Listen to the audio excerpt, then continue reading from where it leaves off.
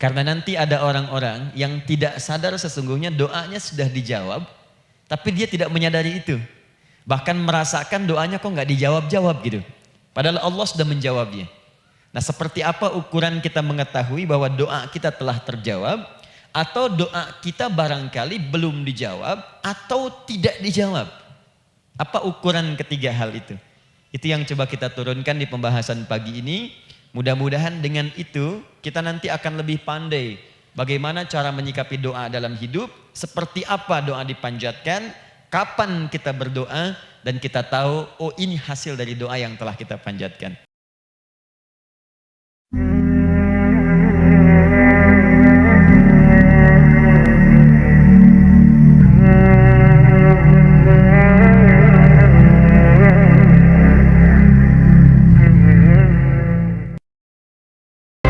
Alhamdulillahi Rabbil Alamin Alladhi amarana bid-du'a Faqala Wa qala rabbukum ud'uni astajib lakum Fawa'adana bil-ijabati faqala Wa idha sa'alaka ibadi anni Fa inni qariba Ujibu da'wata ad-da'i idha da'an Wassalatu wassalamu ala rasulillahi alladhi وعدنا بالإجابة عندما ندعو إلى الله سبحانه وتعالى فقال من ضمن دعائه في أسماء الحسنى اقتداء من أصحابه صلى الله عليه وسلم أرأيت ماذا دعوت فقد دعوت بأسمائه الأعظم إذا دعي بها أجاب وإذا سئل بها أعطى اللهم صل وسلم وبارك على رسولك الكريم النبي الأمين وعلى آله وصحبه وأمته إلى يوم الدين أما بعد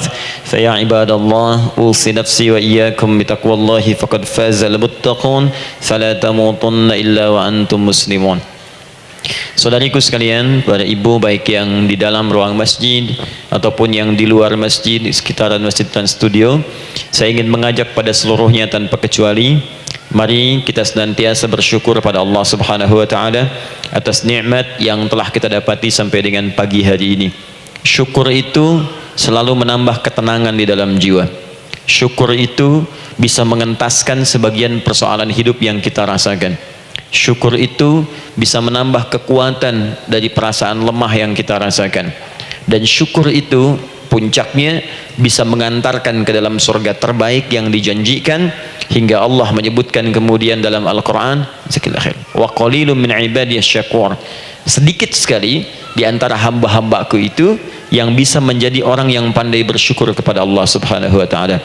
Mudah-mudahan hidupan kita sampai hari ini seluruhnya diterima oleh Allah Subhanahu wa taala sebagai amal saleh, dan semoga yang belum mendapatkan hidayah untuk berislam sampai dengan pagi hari ini dihunjamkan hidayah kepada dalam jiwanya oleh Allah Subhanahu wa taala agar bisa berislam sebelum wafat menghadap Allah Subhanahu wa taala.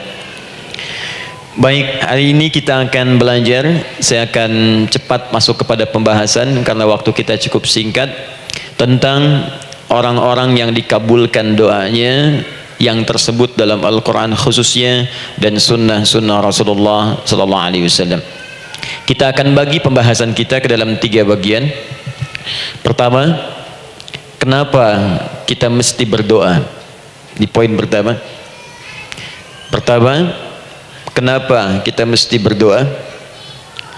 Yang kedua, bagaimana cara berdoa yang baik yang cepat dikabulkan oleh Allah Subhanahu wa taala. Yang pertama, mengapa kita mesti berdoa?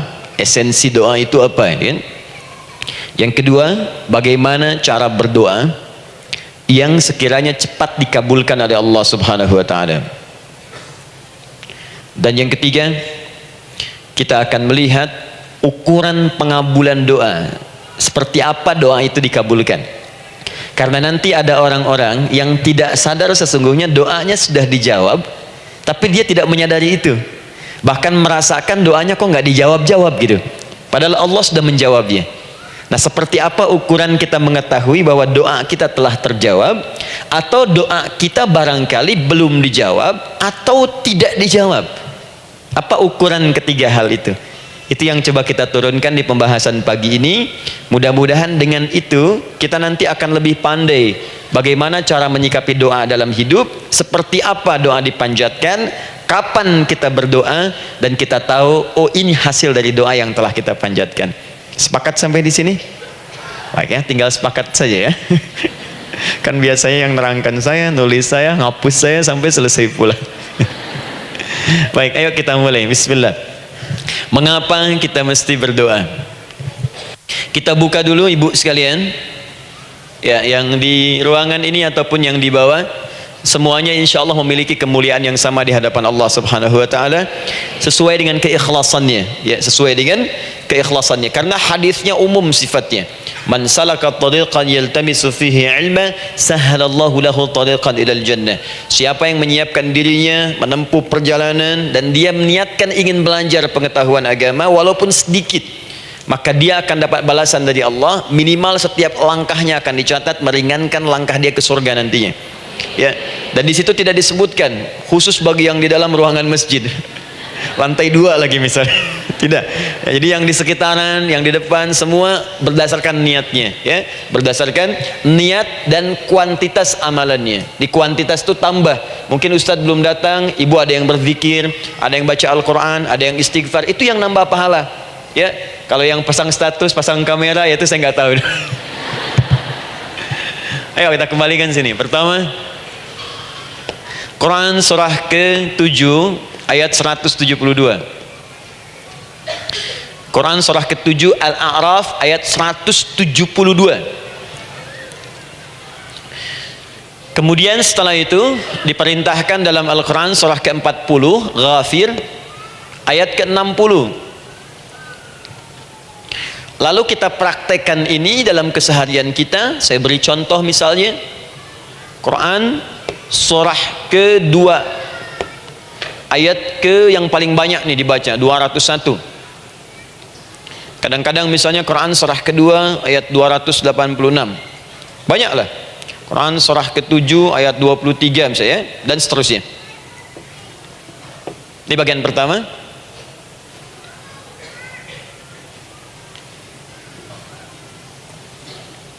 Bagian kedua, nanti kita akan belajar bagaimana cara berdoa yang baik yang dikabulkan. Kita ambil satu Quran kedua ayat 186. Kemudian yang kedua kita ambil contoh Quran surah ke-17 ayat 110. Kemudian yang ketiga kita ambil contoh yang paling dahsyat di Al-Quran surah ketiga ayat 38 sampai 39. Ada yang belum berdoa sudah dikabulkan, Masya Allah. Ini ada di Quran misalnya surah ketiga ayat 31. Nanti turunan amalannya misal di Quran surah 51 ayat 15 sampai dengan 18. Saya bulati yang 18-nya. Bagian ketiganya nanti kita uraikan di bagian akhirnya. Baik, kita bisa mulai insyaallah. Baik, kita bagian pertama, mari kita mulai. Saya ingin berkisah sejenak dengan menyampaikan Quran surah ke-7 Al-A'raf ayat 172. Allah berfirman, A'udzubillahi minasyaitonir rajim, wa idz akhadha rabbuka min bani adama min zuhurihim dzurriyyatahum wa ashhadahum ala anfusihim alastu bi rabbikum qalu bala syahidna. Ada ayatnya? Baik ya, di Quran surah ke-7 Al-A'raf ayat 172. Wa idz akhadha rabbuka min bani Adam. Kata Allah, dan ingatlah, pahamilah, pelajarilah, dalamilah. Teman-teman sekalian, ingat kalimat idz itu, idz dalam Al-Quran termasuk dalam bahasa Arab itu bukan sekedar mengingat. Idz itu bisa mengandung arti memahami dengan dalam, menganalisis, ya, memaknai, itu idz. Jadi bukan sekedar mengingat. Bukankah ibu kalau mengingat sesuatu berusaha mendalaminya? Ya, kalau nggak percaya saya tanya begini, coba ibu ingat kemarin jam 5 sore ada di mana? Bukankah sekarang sedang mendalami sesuatu? Sedang mencari memori jam 5 sore kemarin ada di mana. Setelah itu dihimpun jadi sesuatu, lalu disampaikan dengan terstruktur, dengan rapi. Oh, kemarin saya ada di sini, di sini, di sini, mengerjakan ini. Itu idh dalam bahasa Arab.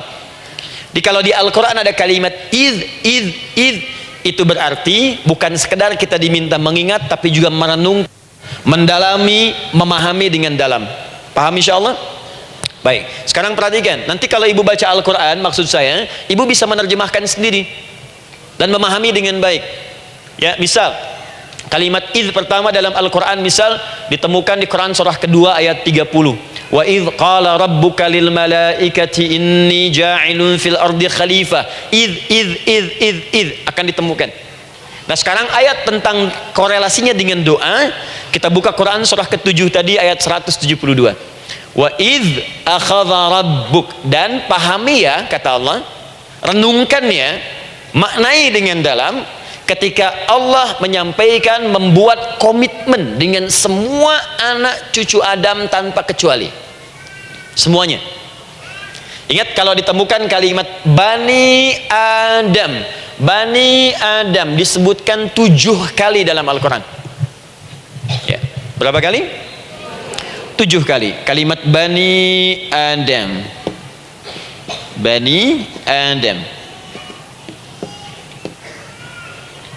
Ini menunjuk pada semua keturunan anak cucu Adam sampai selesai kehidupan. Ya, dari Nabi Adam alaihissalam, kemudian pasangannya Sayyidah Hawa alaihissalam, kemudian keduanya mulai berumah tangga, melahirkan keturunan, diabadikan di Al-Quran surah ke-4. Ya, surah Ibu ayat yang pertama. Ya ayyuhan nasu taqu rabbakumul ladzi khalaqakum min nafsin wahidah wa khalaqa minha zawjaha. Di situ kemudian ada Adam, zaujaha Hawa. Ya, wa batha minhuma rijalan katsiran wa nisaa. Dari situ turun keturunan laki-laki perempuan, laki-laki perempuan. Nanti menyebar, Bu, ya, menyebar. Ada yang ke Chicago, ada yang di Chicago, ada yang di Singaparna, ada yang di Singapura, semua nyebar.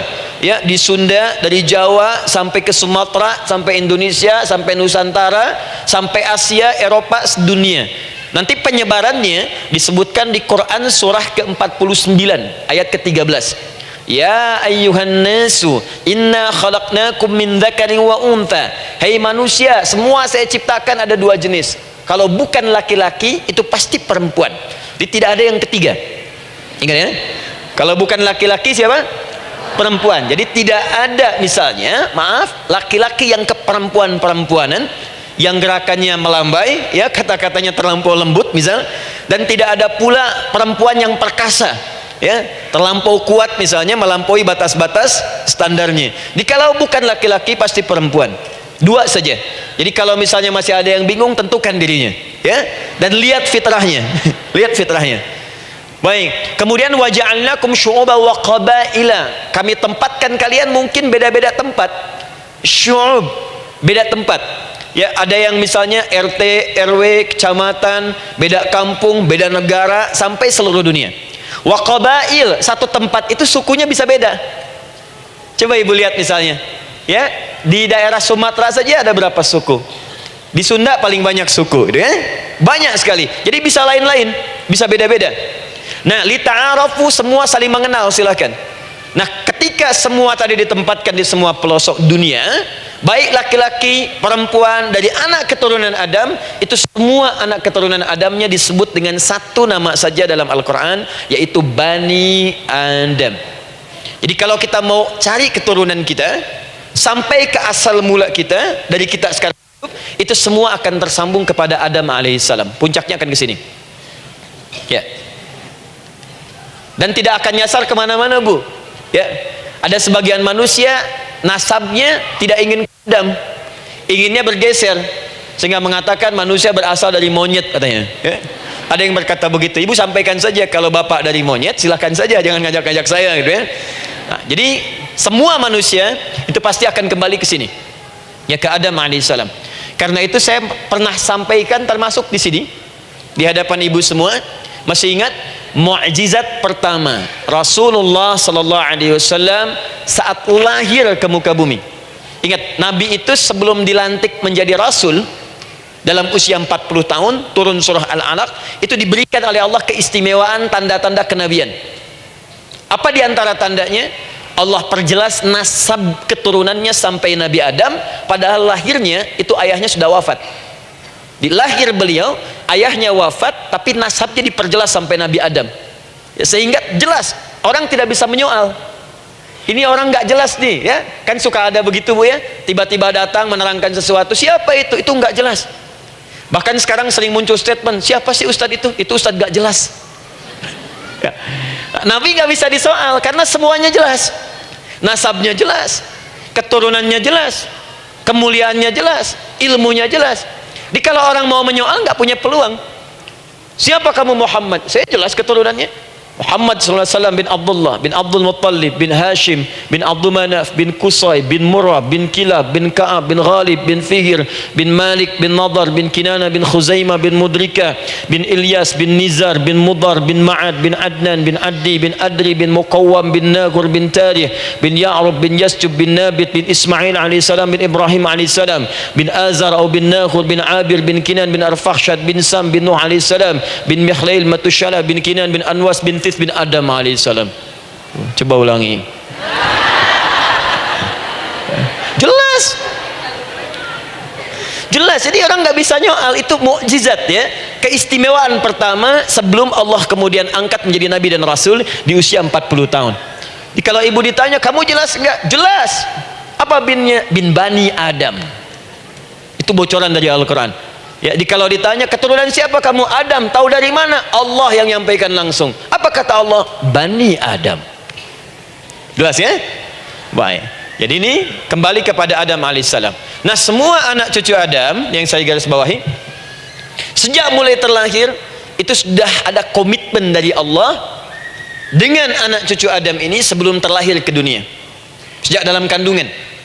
Jadi kalau ibu belajar hadis, misal dulu saya pernah amanahkan kalau ibu mau belajar dasar-dasar, cari kitabnya Imam An-Nawawi yang Al-Arba'in An-Nawawiyah, 42 hadis. Hadis keempat, ya paling kiri sebelah atas di kitabnya, dari Abdullah bin Mas'ud radhiyallahu taala anhu, ya. Qala Nabi sallallahu alaihi wasallam bahwa shadiqul masduq. Nabi SAW pernah menyampaikan sedangkan beliau orang benar dan dibenarkan. Kapan perjanjian ini dibuat? Dalam usia kandungan 4 bulan. Dalam kandungan. Inna ahadakum yujma'u fi batni ummihi. Setiap kalian yang akan terlahir dari anak cucu Adam, kecuali Adam Bu ya. Ingat, kecuali Adam, kecuali Hawa, karena ini asal mula manusia keduanya. Tapi keturunan Adam dan Hawa akan mengalami proses yang sama.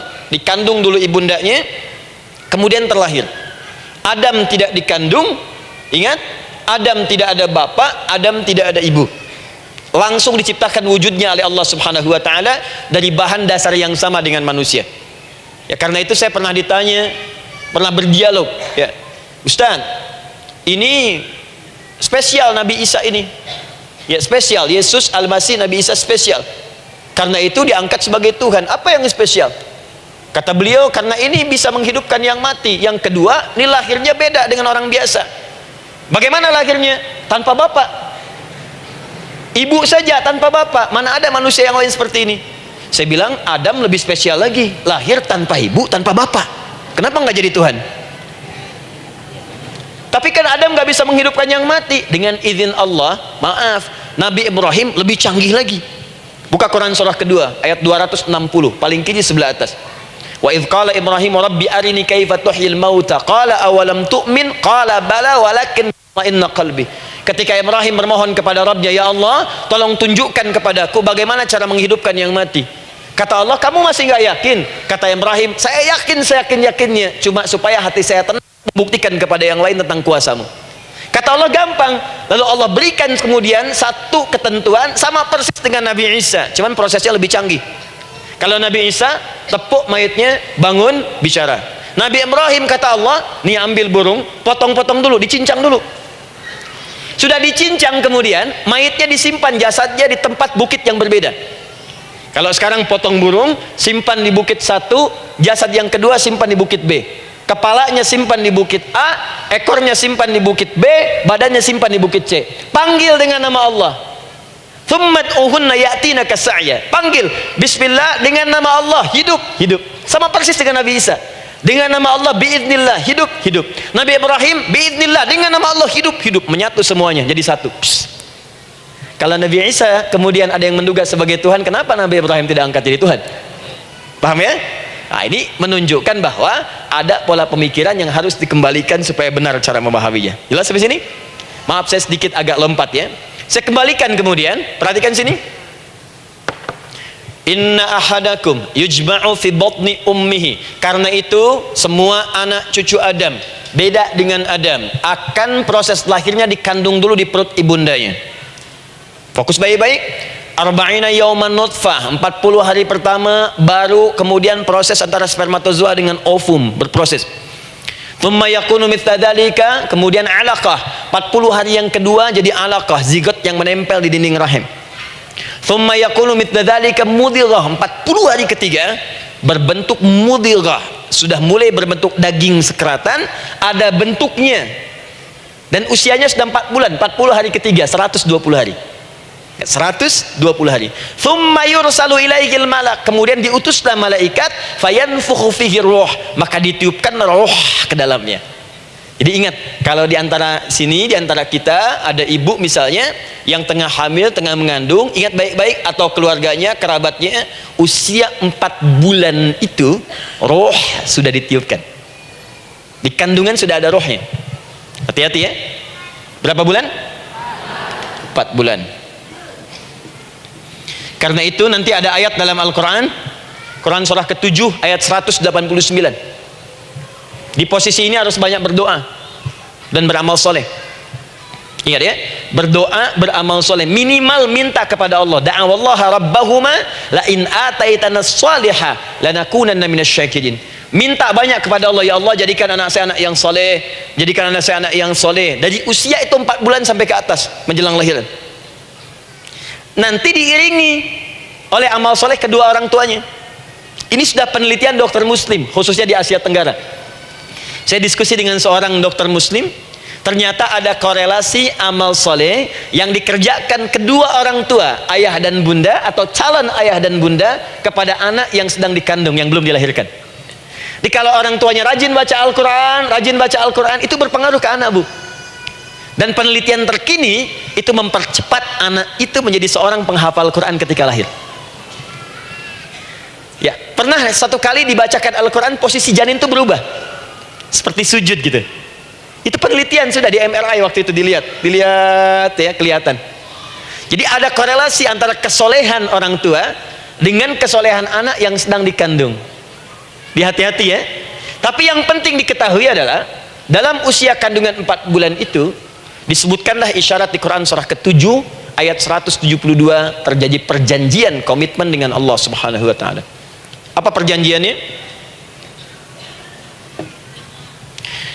Wa idz akhadha rabbuka min bani adama min zuhurihim dzurriyyatahum wa asyhadahum ala anfusihim. Lihat perjanjiannya, saya fokus di kalimat ini, alastu bi rabbikum. Rabb, apakah engkau akan berkomitmen saat ini bersaksi? Karena kalimatnya bersaksi. Wa asyhadahum, dan mereka bersyahadat, bersaksi, komitmen. Di komitmennya menggunakan kata syahadat di sini. Karena itu nanti setiap bayi yang sudah terlahir dari rahim ibu manapun itu berada dalam keadaan suci karena sudah bersyahadat dalam perut ibundanya. Masih ingat hadis ini? Kullu mauludin yuladu 'alal fitrah. Setiap yang terlahir dari rahim perempuan manapun itu membawa fitrah. Apa di antara fitrah yang dimaksudkan itu? Fitrah keislaman, fitrah mengakui Allah sebagai Tuhan. Itu nanti ada di Quran surah ke-30 ayat ke-30, paling kanan sebelah atas. Quran surah 30 ayat 30.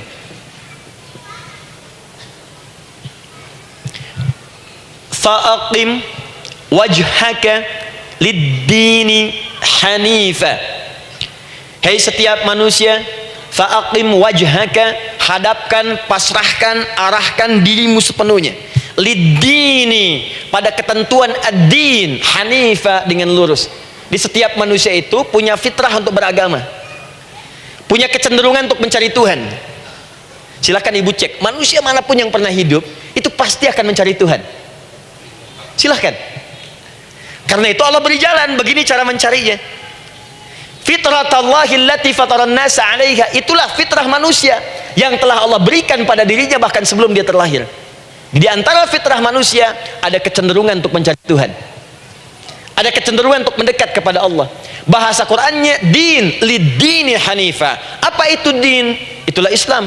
Quran surah ketiga ayat 19. Inna dina indallahil Islam.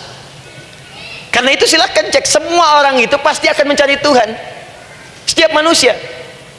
Ada yang melihat kayaknya ada di hewan, kayaknya ada di pohon, kayaknya ada di alam, kayaknya ada di patung, kayaknya ada di, mencari dia. Terus Allah beri jalan. Kalau kamu ingin mencari yang benar, din yang dimaksud Islam, diberikanlah tuntunan dalam Islam. Jelas sampai sini? Baik, karena itulah kemudian setiap bayi yang terlahir itu disebut oleh Nabi dia suci, dia bersih karena telah membawa risalah Islam dalam dirinya. Hanya sayang nanti fa abawahu yuhawidanihi au yunassaranihi au yumajjisanihi. Lingkungan nanti akan merubah dia keluar dari fitrahnya. Bisa dipengaruhi, tiba-tiba berubah misalnya keyakinan. Bisa karena kejadian tertentu dia jauh dari Allah Subhanahu wa taala. Dia muslim, cuman karena kondisi tertentu, pekerjaan menjauhkan dia dari Allah, lupa sholat. Telenovela menjauhkan dia dari Al-Quran. WhatsApp, Facebook, media sosial melupakan dia dari ibadah. Coba ibu, kalau online setiap hari berapa kali dengan media sosial? Ganti status. Online dengan Allah berapa kali dalam sehari? Coba hitung, online dengan Allah yang paling maksimal kan sholat fardu 5 kali. Kalau 1 kali 5 menit kali 5 cuma 25 menit. 25 menit online dengan Allah. Berapa menit online dengan media sosial yang tidak nyata? Dan cita-cita masuk surga. Ayo sini. Nah, saya belum selesai. Jadi yang pertama, dalam perjanjian 4 bulan ini, pertama ada komitmen bersyahadat menuhankan Allah. Tapi yang kedua, ini yang dahsyat. Perhatikan kalimatnya, fokus. Saat Allah memperkenalkan dirinya dalam kandungan kita, usia 4 bulan itu, dengan nama apa Allah memperkenalkan dirinya? Coba lihat ayatnya. Alastu bi rabbikum, dengan nama Rabb, Rabb. Wa id akhadha rabbuka, Rabb, min bani adama dzurriyyatahum, awas, wa ashhadahum ala anfusihim, alastu bi rabbikum, dengan nama Rabb. Rabb. Nah, ibu sekalian, kata Rabb ini itu berasal dari kata ar-rububiyah. Ar-rububiyah yang berarti sifat merawat, memberikan semua kebutuhan. Saya ulang ya, merawat, memberikan semua kebutuhan, sudah, menyayangi, memaafkan, mengasihi, mengampuni. Masya Allah. Merawat, memenuhi sebuah kebutuhan, menyayangi, memaafkan, mengampuni. Jadi semua hal yang terkait dengan perhatian ada pada kalimat Rabb. Sifatnya disebut dengan rububiyah. Zat yang memperhatikannya disebut dengan Rabb, namanya Rabbun. Baik. Pelan-pelan. Ah, seakan-akan Allah ingin berkata begini, hei, engkau buat perjanjian dengan saya sekarang. Engkau bersaksi saya sebagai Tuhan, siap bersaksi menuhankan saya. Nanti ketika kamu lahir, apapun yang kamu butuhkan dalam kehidupan, aku akan berikan. Kamu akan saya rawat. Kalau sakit, kamu saya sembuhkan. Minta sesuatu yang kamu butuhkan, saya akan berikan. Kamu butuh sesuatu, saya akan hadir. Kamu salah minta maaf, saya maafkan. Kamu dosa minta ampun istighfar, saya ampuni. Kamu ingin sesuatu yang lebih baik, saya berikan. Pokoknya semua yang kamu inginkan selama engkau butuhkan dan itu baik, aku berikan. Kira-kira, maaf bu ya, maaf sekali, kalau ada yang nawarkan pada ibu, mau nggak ikut saya, nanti sebuah kebutuhannya saya berikan. Kalau sakit saya berikan jaminan kesembuhannya. Kalau butuh sesuatu saya berikan. Kalau ingin ini itu selama butuh saya sampaikan. Kira-kira ibu nolak atau ikut? Baik. Ikutnya mikir dulu atau tidak? Tidak. Jangankan yang tinggi-tinggi bu ya, suami aja nawarkan, mah mau nggak ikut papa? Papa nanti kasih handphone S10. Sama gelang nggak pak? Ikut ya. Dan tanpa pikir. Dalam bahasa Arab, sesuatu yang disetujui tanpa difikirkan lagi, itu disebut bala namanya. Bala, sekali saja, sekali, ya, tidak dua kali. Tidak ditambah, tidak dikurangi. Ingat, kalau Allah sudah sampaikan kalimat, jangan tambah, jangan kurangi, ya. Bala tidak ditambah nga, tidak disebutkan dua kali. Bala. Ya. Bala itu artinya siap. Ya. Tanpa fikir. Karena memang nggak ada yang dipikirkan lagi. Apa yang mau dipikirkan? Semua kebutuhan dikasih, semua keinginan dikabulkan sepanjang baik. Kalau sakit ada jaminan disembuhkan, dikasihi, disayangi, salah dimaafkan.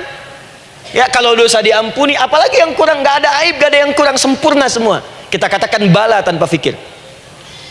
Karena itu, perhatikan, setiap kita kemudian, ibu sekalian, datang terlahir ke bumi, mengalami kehidupan, fitrah kita setiap mendapatkan kebutuhan, kita akan menyebut nama Allah Subhanahu wa ta'ala dengan nama yang telah dijanjikan itu. Silakan ibu cek. Bukankah ibu ketika ada kesulitan memohon kepadanya, ya Allah tolong sembuhkan, ya Allah, ya Allah lancarkan, ya Allah, ya Allah sukseskan suami saya, ya Allah tenangkan kehidupan rumah tangga kami, ya Allah anugerahkan solusi, ya Allah sembuhkan ibu saya. Semua minta kan? Dan dahsyatnya, ketika ibu memohon kepada Allah itu, ibu gunakan kalimat yang telah disepakati ketika Allah sampaikan kepada kita. Rabb, Rabb, Rabb. Perhatikan, kalau ibu berdoa, doa apa paling favorit? Rabbana atina fid dunya hasanah, fil akhirati hasanah, wa qina. Doa apa itu? Sapu jagat. Bu bayangkan, Nabi aja nggak tahu tuh istilah itu sapu jagat. Ibu tahu? Wah, Masya Allah, Indonesia kreatif, luar biasa. Ada doa sapu jagat, nggak ada doa sapu nggak ada jagatnya, ada doa jagat nggak ada sapunya. Pokoknya luar biasa lah. Ya, ya, lihat, bukankah kalimatnya dibuka dengan Rabb? Rabbana atina fid dunya sana. Rabbana zalamna anfusana wa illam taghfir lana wa tarhamna lanakunanna minal. La yukallifullahu nafsan illa laha ma kasabat wa 'alaiha mak. Perhatikan, Rabbana la innasina Rabbana Rabb. Ini ayatnya. Sapu jagat Quran surah 2 ayat 201. La yukallifullahu Quran surah 2 ayat 286.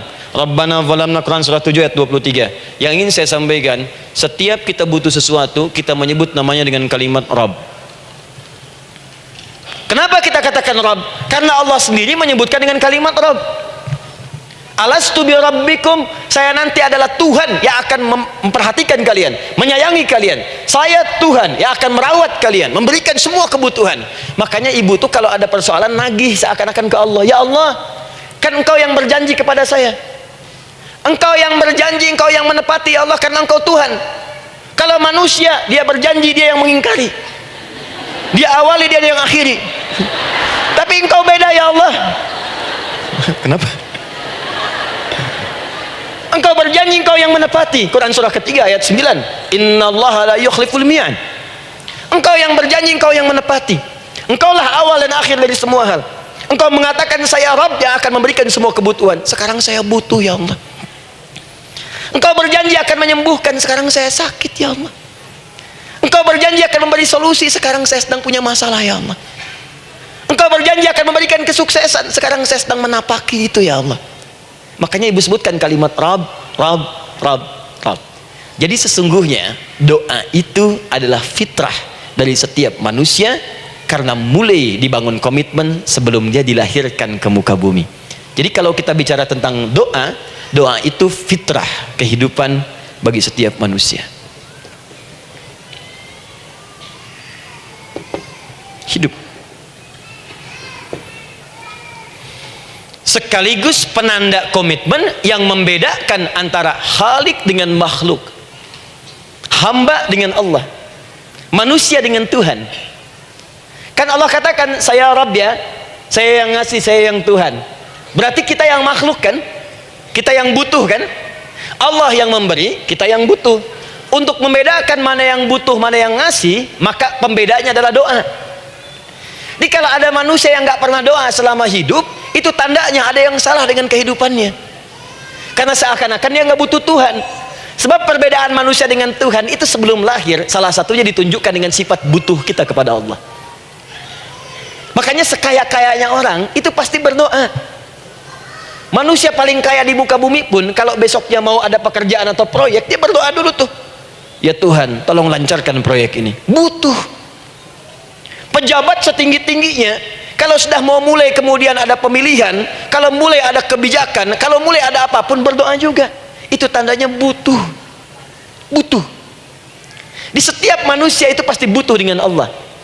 Karena itu kalau ada manusia yang nggak pernah berdoa selama hidupnya, itu langsung mendapatkan kecaman dari Allah dan dijamin akan masuk neraka yang paling dalam. Karena seakan-akan dia sudah nggak butuh dengan Allah. Saya ulang ya, saya ulang.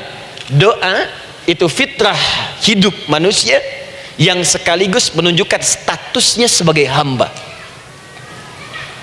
Jadi kalau ibu update status di media sosial, mulai sekarang tuliskan hamba. Hamba. Sudah. Mau sifatnya apapun tetap hamba. Ya, mau pejabat, mau orang kaya, mau cukup, mau macam-macam, mau ustadz, mau syekh, mau habib, tetap ujungnya hamba. Dan butuh penghambaan itu diwujudkan dalam bentuk doa. Muncullah Quran surah ke-40 ayat ke-60. Wa qala rabbukum, Rabb, selalu Rabb. Wa qala rabbukum ud'uni astajib lakum. Innal ladzina yastakbiruna an ibadati, awas, sayadkhuluna jahannama dakhirin. Allahu akbar. Dan Rabbmu berfirman, mengingatkan kembali kepada kalian semua, hei hamba-hambanya, kalau ada kebutuhan, kalau ada masalah, kalau ada permintaan, kata Allah, ayo doa sama saya, minta. Kan kita sudah bikin perjanjian. Makanya Allah katakan, kalau punya masalah bu, berdoa, bukan mengeluh. Kalau punya persoalan bu, berdoa, bukan bikin status. Rasanya aku tidak sanggup, ditulis di Facebook. Ngapain? Terus kalimat Allahnya pun jelas, minta kepadaku, bukan mengeluhkannya. Kamu tidak seperti yang aku kira. Nungguin komen sambil masak, celing ada satu, ece kunaon. Makin meluas masalah. Itu dah abi mas sabar. Sudah. Paham ya? Jadi ini kaidah hidup yang pertama, sebetulnya sederhana, cuman jarang digunakan gitu.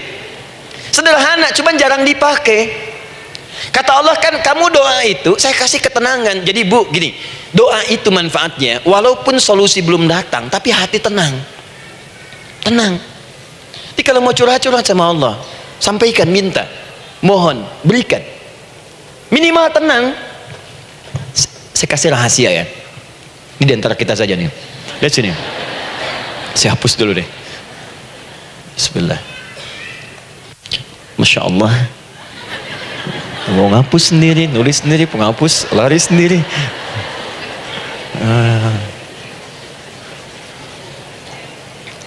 Bismillah. Oh ini ada dua ya. Sini. Baik. Buka Quran surat 7 ayat 205. Quran surat 7 ayat 205. Doa itu disebut zikir di ayat itu. Jadi kalau ibu sedang berdoa, itu sedang berzikir. Wadhkur rabbaka fi nafsika tadarruan wa khifatan wa dunal jahri minal qaul. Ada ayatnya? Oke. Pakai Rabb lagi kan? Wadhkur rabbaka. Kalau engkau punya masalah, kata Allah, sekecil apapun, di rumah tangga kah, di kantor kah, kehidupan sosial kah, kata Allah, ayah sebut, minta kepada Allah, berdoa. Doa disebut dengan zikir. Zikir itu semua kegiatan yang membuat kita ingat Allah. Zikir. Baca Quran, zikir. Dalilnya Quran surah ke-15 ayat 9. Inna nahnu nazzalna dzikra. Kami turunkan Al-Quran sebagai zikir. Menghafal Quran, zikir. Quran surah 54 ayat 17, ayat 22, ayat 32, ayat 40. Walaqad yassarnal Qur'ana lidzikri. Kami akan mudahkan Al-Quran untuk diingat, dihafalkan. Zikir, sebagai zikir kepada Allah. Ibu selepas sholat baca subhanallah, alhamdulillah, Allahu akbar, zikir. Quran surah keempat ayat 103. Fa idza qadaitumus salata fadhkurullah. Maka jika anda telah tuntas mengerjakan sholat, segera berzikir kepada Allah. Sholat sendiri zikir. Quran surah ke-20 ayat ke-14. Innani anallahu la ilaha illa ana fa'budni wa aqimis salata lidzikri. Saya Allah, kata Allah, tidak ada Tuhan selain saya, sembah saya. Bagaimana menyembah Allah? Tunaikan sholat sebagai zikir kepada Allah. Zikir. Di zikir semua amalan yang mendekatkan kita dengan Allah. Doa itu satu dari bagian zikir. Tapi tahukah ibu fungsi zikir yang paling utama itu apa? Quran surah 13 ayat ke-28. Ala bidzikrillahi tatmainnul qulub. Yakinkan pada dirimu, kalau zikirmu benar kepada Allah, maka dia akan berdampak kepada hati menjadi lebih tenang. Zikir itu manfaat pertamanya membuat hati tenang, Bu. Tadi saya contohkan. Baca Al-Quran, zikir kan? Jadi kalau ibu sedang tidak tenang, sedang gelisah, ada masalah, daripada mengeluh sana sini, wudu, Bu, wudu. Ambil mushaf, baca. Saat baca itu mungkin solusi belum datang, tapi hati itu lebih tenang. Kaitan dengan bahasan kita, doa, minta doa. Jadi kalau orang punya masalah itu, kalau berdoa, walaupun solusinya belum datang, walaupun kemudian jawabannya belum tiba, minimal hati ibu itu tenang. Ini dia Quran surah 13 ayat 28. Rumus ini pakai, gunakan dalam hidup. Karena yang tahu kehidupan kita itu Allah yang menciptakan kita. Yang tahu pesawat, yang bikin pesawat. Yang tahu handphone, yang bikin handphone. Yang tahu mikrofon, yang bikin mic-nya. Yang tahu kita, yang menciptakan kita. Ikutilah petunjuk Allah yang menciptakan kita, maka akan langsung terasa manfaatnya. Ibu tidak percaya, silahkan lakukan. Rasakan bedanya, bedakan rasanya, dan pasti akan terasa bedanya. Akan lain. Tuh. Doa. Tapi ingat, yang paling penting kata Allah, doa itu bukan sekedar penting permohonannya, tapi menunjukkan status kita sebagai hamba di hadapan Allah Subhanahu wa taala. Jadi kalau ada orang selama hidup tidak pernah berdoa, artinya dia mengingkari status dia sebagai hamba di hadapan Allah Subhanahu wa taala. Mau menyejajarkan diri dengan Tuhan. Kan yang tidak pernah meminta itu Tuhan. Allah yang memberikan. Kalau manusia beda, pasti minta. Artinya kalau ada manusia nggak pernah minta, seakan-akan bahasa halusnya, kamu ini ngaku jadi Tuhan. Saya tempatkan kau di neraka jahanam yang paling bawah. Jahanam itu, Bu, belum masuk saja sudah terasa. Terasa. Buka ibu Quran surah misalnya ke-40 Ghafir tuh. Ya, ayat 45 sampai dengan 47-nya. Sebelumnya lagi lihat Quran surah ke-8 ayat ke-50. Itu penghuni neraka, Bu, yang bukan jahanam, saja. Penghuni neraka itu kalau mau meninggal itu dipukulin dulu malaikat. Depan belakangnya. Ayo, kamu keluar. Lama amat keluarnya rohnya katanya. Takut karena nggak punya bekal. Kan maaf ya, kaidah mengatakan orang nggak punya bekal itu takut pulang, apalagi orang merasa salah. Anak ibu berbuat kesalahan, mau pulang takut kan? Takut. Jadi kalau ada anak takut pulang, salah dia. Salah. Kemana anak nggak pulang-pulang, pasti ada yang salah karena nggak berani pulang. Jangankan salah, nggak punya bekal saja, malu pulang. Lihat ibu waktu Ramadan usai mau mudik Idul Fitri, kan pada mudik kan? Kenapa mau mudik dan senang mudik? Karena punya bekal, Bu. Dikumpul-kumpulkan tuh selama 11 bulan. Untuk 1 bulan saja, itu pun paling berapa hari. Kumpulin. Terus telepon keluarga, insya Allah aku pulang hari ini. Wah, senang semuanya. Padahal mudiknya cuma pakai motor, Bu. Motornya bebek, bekalnya singa. Serius saya, motor bebek bekal singa, ada kardus belakangnya, tulisin, terus tambah pelepah pisang buat begini. Belakangnya ditulisin, aku pulang sayang. Jalan mudik. Terus yang di rumah kan senang nerimanya. Kenapa? Karena ada yang pulang dan bawa bekal. Saya pernah tanya pada seseorang, kenapa anda nggak mudik? Nggak ada bekal Ustadz. Nggak ada bekal, malu pulang. Kebayang nggak saat pulang menghadap Allah nggak punya bekal? Malu pulang, apalagi punya banyak salah. Jadi nggak mau keluar rohnya. Malaikatnya geram, dipukulin sama malaikat. Pukul depannya, pukul depan. Kamu ini cepat keluar. Keluar. Malu pulang. Tapi kalau punya bekal enak. Dan yang nyambut langsung malaikat. Bahkan nanti ada satu amalan saat dikerjakan, itu orang ini sudah masuk surga, tapi semua malaikat di semua pintu surga yang 8 itu datang mengunjungi dia mengucapkan selamat. Itu ada di Quran surah 13 ayat 24. Salamun alaikum bima sabartum fa ni'ma uqbaddar. Selamat ya saat di dunia sabar mencari bekal, dan ini bekal terbaik yang kamu dapatkan. Silahkan nikmati surga yang kamu rindukan itu. Ini nikmatnya tempat yang pernah nanti kamu kunjungi. Dan tinggal abadi di situ. Yang nyambut malaikat. Bayangkan semua malaikat, Bu. Semua malaikat dari pintu surga datang nyambut dia. Wah, Masya Allah, malaikat Jibril, Israfil, malaikat maut. Maaf ya, dicabut kemarin. Biasa, selamat. Dunia aja kalau ada yang nyambut senang kan? Rumah dicat, datang sambut depan rumah, semua hidangan ada. Oh, Masya Allah. Bahkan yang tidak ada jadi ada. Luarnya kongwan, dalamnya rangginang gitu kan. Wah, muncul semua. Paham ya? Ah, jadi ini bagian pertama. Jadi kita katakan kenapa manusia mesti berdoa? Jawabannya karena manusia itu hamba, dan doa itu adalah fitrah, bagian dari kehidupan. Kenapa manusia mesti berdoa? Karena ada komitmen dari Allah. Setiap dia mendapatkan sebuah persoalan, maka Allah akan jawab dan berikan jawaban dari semua persoalannya. Jalan mendapatkan jawaban itu adalah doa. Kenapa manusia mesti berdoa? Karena dia butuh dengan Allah. Dan puncaknya, kenapa dia mesti berdoa? Karena Allah ingin membahagiakan kehidupan dunianya sebelum sampai keabadiannya di akhirat. Jadi ketika kita berdoa, sebetulnya kebaikan untuk kita, karena Allah ingin kita bahagia, ingin mudah hidupnya.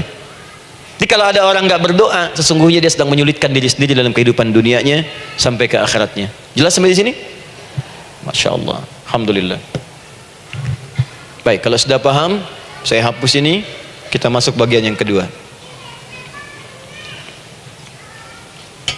Hapus lagi.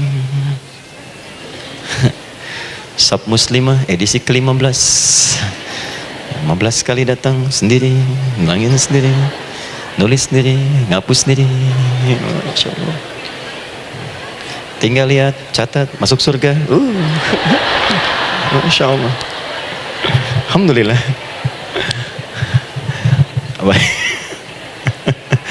Baik. Sudah? Alhamdulillah. Saya ingin setiap pembahasan kita dipahami ya. Saya tidak menyukai kalau datang melihat tapi nggak paham gitu. Ya, dengar tapi nggak paham. Saya tidak ingin satupun keluar dari sini kecuali paham. Ya. Ibu paham? Paham Ustaz. Pada pamit ya, silahkan. Apa yang ibu pahami? Doa. Ya. Nah, sekarang masuk bagian kedua. Bismillah. Kalau sudah mengerti yang tadi, persoalannya adalah bagaimana cara kita memohon kepada Allah. Itu dia. Bagaimana cara kita meminta? Kata Allah, kamu kalau punya masalah minta. Ya Allah, caranya bagaimana? Karena sesuatu yang dikerjakan tanpa ilmu dan tidak tahu caranya, itu bisa keliru. Hidup itu menyembah Allah tidak cukup dengan iman, Bu. Mesti pakai ilmu. Iman saja sekalipun kuat tanpa ilmu, itu bisa salah. Kuat ingin mendekat kepada Allah. Ya Allah, aku ingin ibadah, kuat. Saya punya kawan dulu di pesantren. Tahun kedua dia sudah berubah. Ya, tadinya orang tuanya melihat anaknya Masya Allah, tiba-tiba ada perubahan, senang ibadah bu. Malam-malam dia bangun, ini kisah nyata, saya alami sendiri. Masya Allah, saya senang sekali. Kita saling doakan, dia bangun malam tahajud, bangun jam 2, Anda bayangkan. Yang sebelumnya menjelang subuh atau apa, ini malam Jumat lagi, malam libur. Malam libur biasanya santri itu kebanyakan ada yang keluar, ada yang main, ada yang macam-macam. Ini dia malam tahajud, jam 2 bangun. Saya bahagia sekali. Udah bangun, sholat, selesai. Cuman pas waktu mau subuh, kok saya lihat tidur. Saya bangunkan kan, Fulan bangun. Oh iya, katanya iya. Oh mungkin nanti mau nyusul.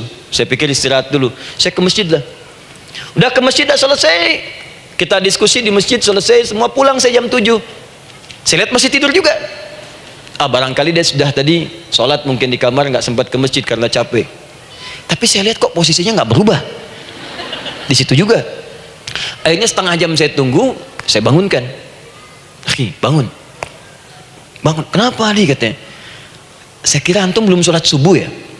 Adi gimana sih, kan udah saya jama dengan tahajud tadi.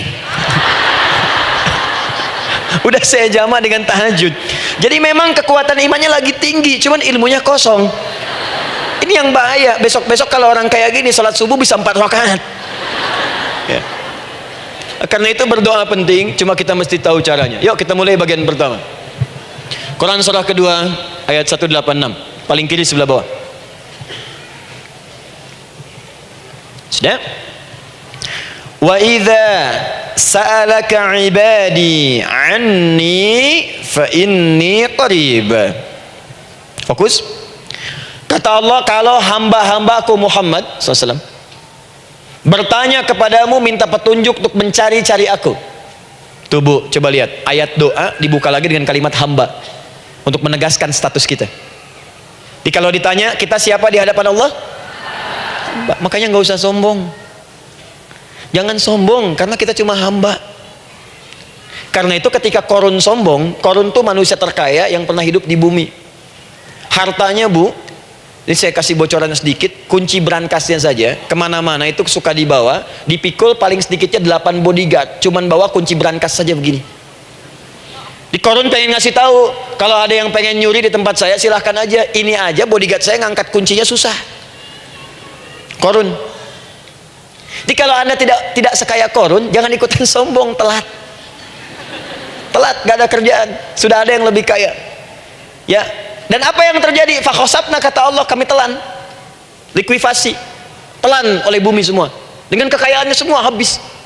Jadi ketika ada seseorang yang lupa dengan statusnya sebagai hamba, maka Allah akan memberikan pelajaran kepadanya untuk taubat. Kalau nggak mau taubat juga, telan habis, untuk menunjukkan kamu tuh bukan Tuhan, saya Tuhannya. Maka jangan ikutan sombong. Kalau ada yang baru punya Ferrari, Lamborghini, Lamborghini ya, wah, bikin rame di jalan, cuman nggak update status, kasih tahu, maaf mas, telat. Itu gambaran hidup. Dan ingat, setiap dibuka dengan kalimat permohonan, itu kalimatnya hamba. Hambaku, hambaku, hambaku. Termasuk mau minta taubat, hamba. Quran surah 39 ayat 53. Qul ya ibadiyalladzina asrafu ala anfusihim la taqnatu min rahmatillah. Katakan Muhammad pada hambaku yang merasa banyak dosa, pengen berdoa minta taubat. Kata Allah, hamba, saya terima taubatnya, hamba. Ini ya. Ini pun adab yang pertama dari Al-Quran. Adab yang pertama, kalau kita ingin berdoa dan doa itu cepat ingin dikabulkan, maka berdoalah dengan cara menghamba di hadapan Allah Subhanahu wa ta'ala. Jangan merasa tinggi.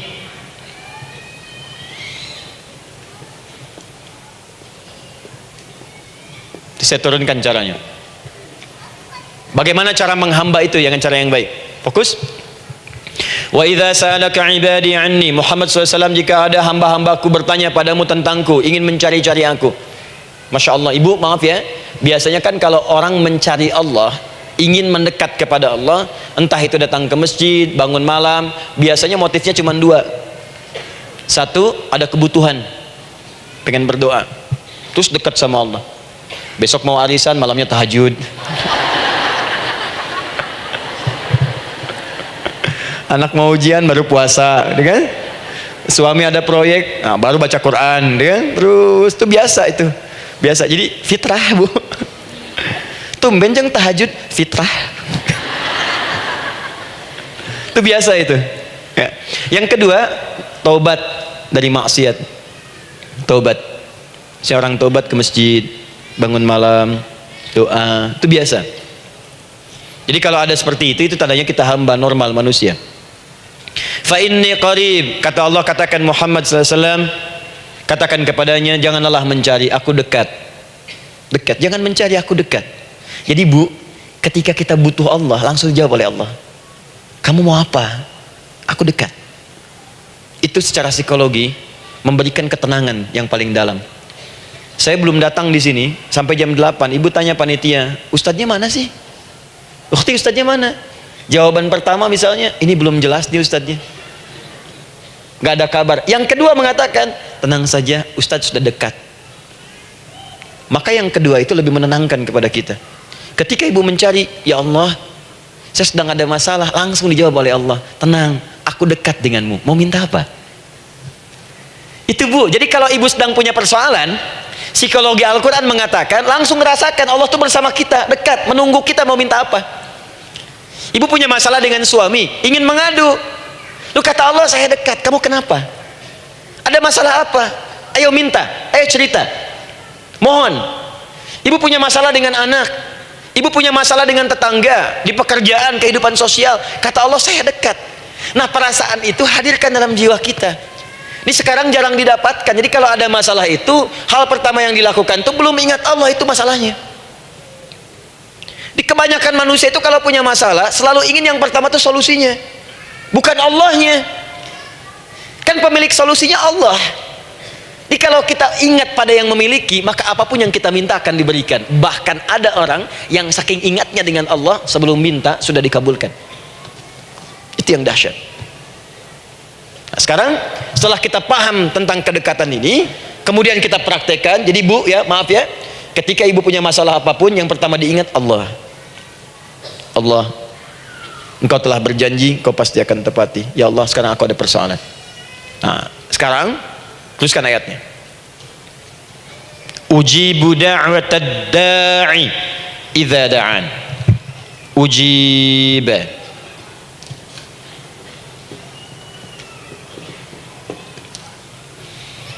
Ujibu da'watad da'i idza da'an. Aku pasti akan menjawab, mengabulkan setiap doa hambaku jika dia bermohon kepadaku. Saya ingin ajarkan sedikit di gramatikal bahasa Arab. Ujib itu disebut dengan fi'il mudhari namanya. Saya kasih rumus cepat bu ya. Insya Allah kalau ibu fokus dengan rumus ini, ibu nanti bisa memahami Al-Quran dengan baik. Saya kasih satu kalimat, hafalkan baik-baik. Ini gampang kok. Anita. Ya, Anita. Sudah? Anita. Baik. Hamzah, nun, ya, ta. Satukan, Anita. Kalau di dalam kalimat ibu baca Al-Quran, di depannya ada huruf hamzah ini, atau nun, atau ya, atau ta, maka itu rumus mudhari namanya. Gak usah dihafalkan mudharinya, ya, gak usah dihafalkan sampai bikin misalnya satu ungkapan, Anita istrinya Pak Mudhari, gak usah, gak ada kerjaan, ya, gak usah dihafal. Saya hanya ingin tunjukkan pemahaman. Kalau ada bentuk seperti ini punya 3 makna. Kalau dalam bahasa Inggris itu disebut present, ya, continuous, dan future. Present, continuous, and future. Sekarang, terus, sampai kapanpun. Sekarang, terus berlangsung, continuous, and future, sampai kapanpun di masa depan. Ini bentuknya disingkat dengan rumus ini, Anita. Di dalam konteks pengabulan doa, kata Allah, ketika saya akan kabulkan, kalau kamu punya masalah, kamu berdoa, saya akan kabulkan.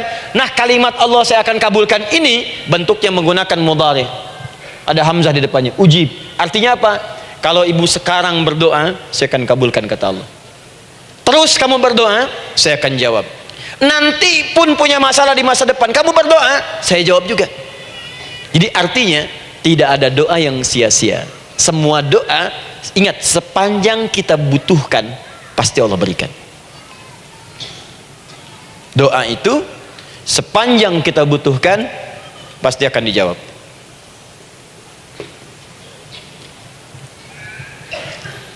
Nanti kapan dijawabnya, seperti apa jawabannya, nanti bagian ketiga. Kadang-kadang minta sekarang, dijawabnya nanti. Minta sekarang, dijawab sekarang. Ada yang mintanya A, dijawabnya B. Itu yang paling dahsyat ya. Jadi kalau saya tanya, kalau kita berdoa dijawab tidak oleh Allah? Ya, itu janji Allah. Setiap orang berdoa pasti dijawab. Nah, hanya persoalannya seperti apa doa yang cepat dijawab itu? Apakah semua doa langsung dijawab seketika? Akankah mendapat jaminan langsung dijawab? Ternyata kalimat dijawab ini diikat dengan syarat ketentuan berlaku. Apa di antara syarat dan ketentuannya ini? Teruskan ayatnya. Falyastajibuli. Syarat pertama, kalau doamu ingin cepat aku jawab, falyastajibuli, maka engkau pun harus cepat merespon setiap seruanku. Jawab seruanku dengan cepat. Doa ingin dijawab oleh Allah, maka kata Allah, kamu pun harus menjawab setiap seruanku. Jawab seruan Allah.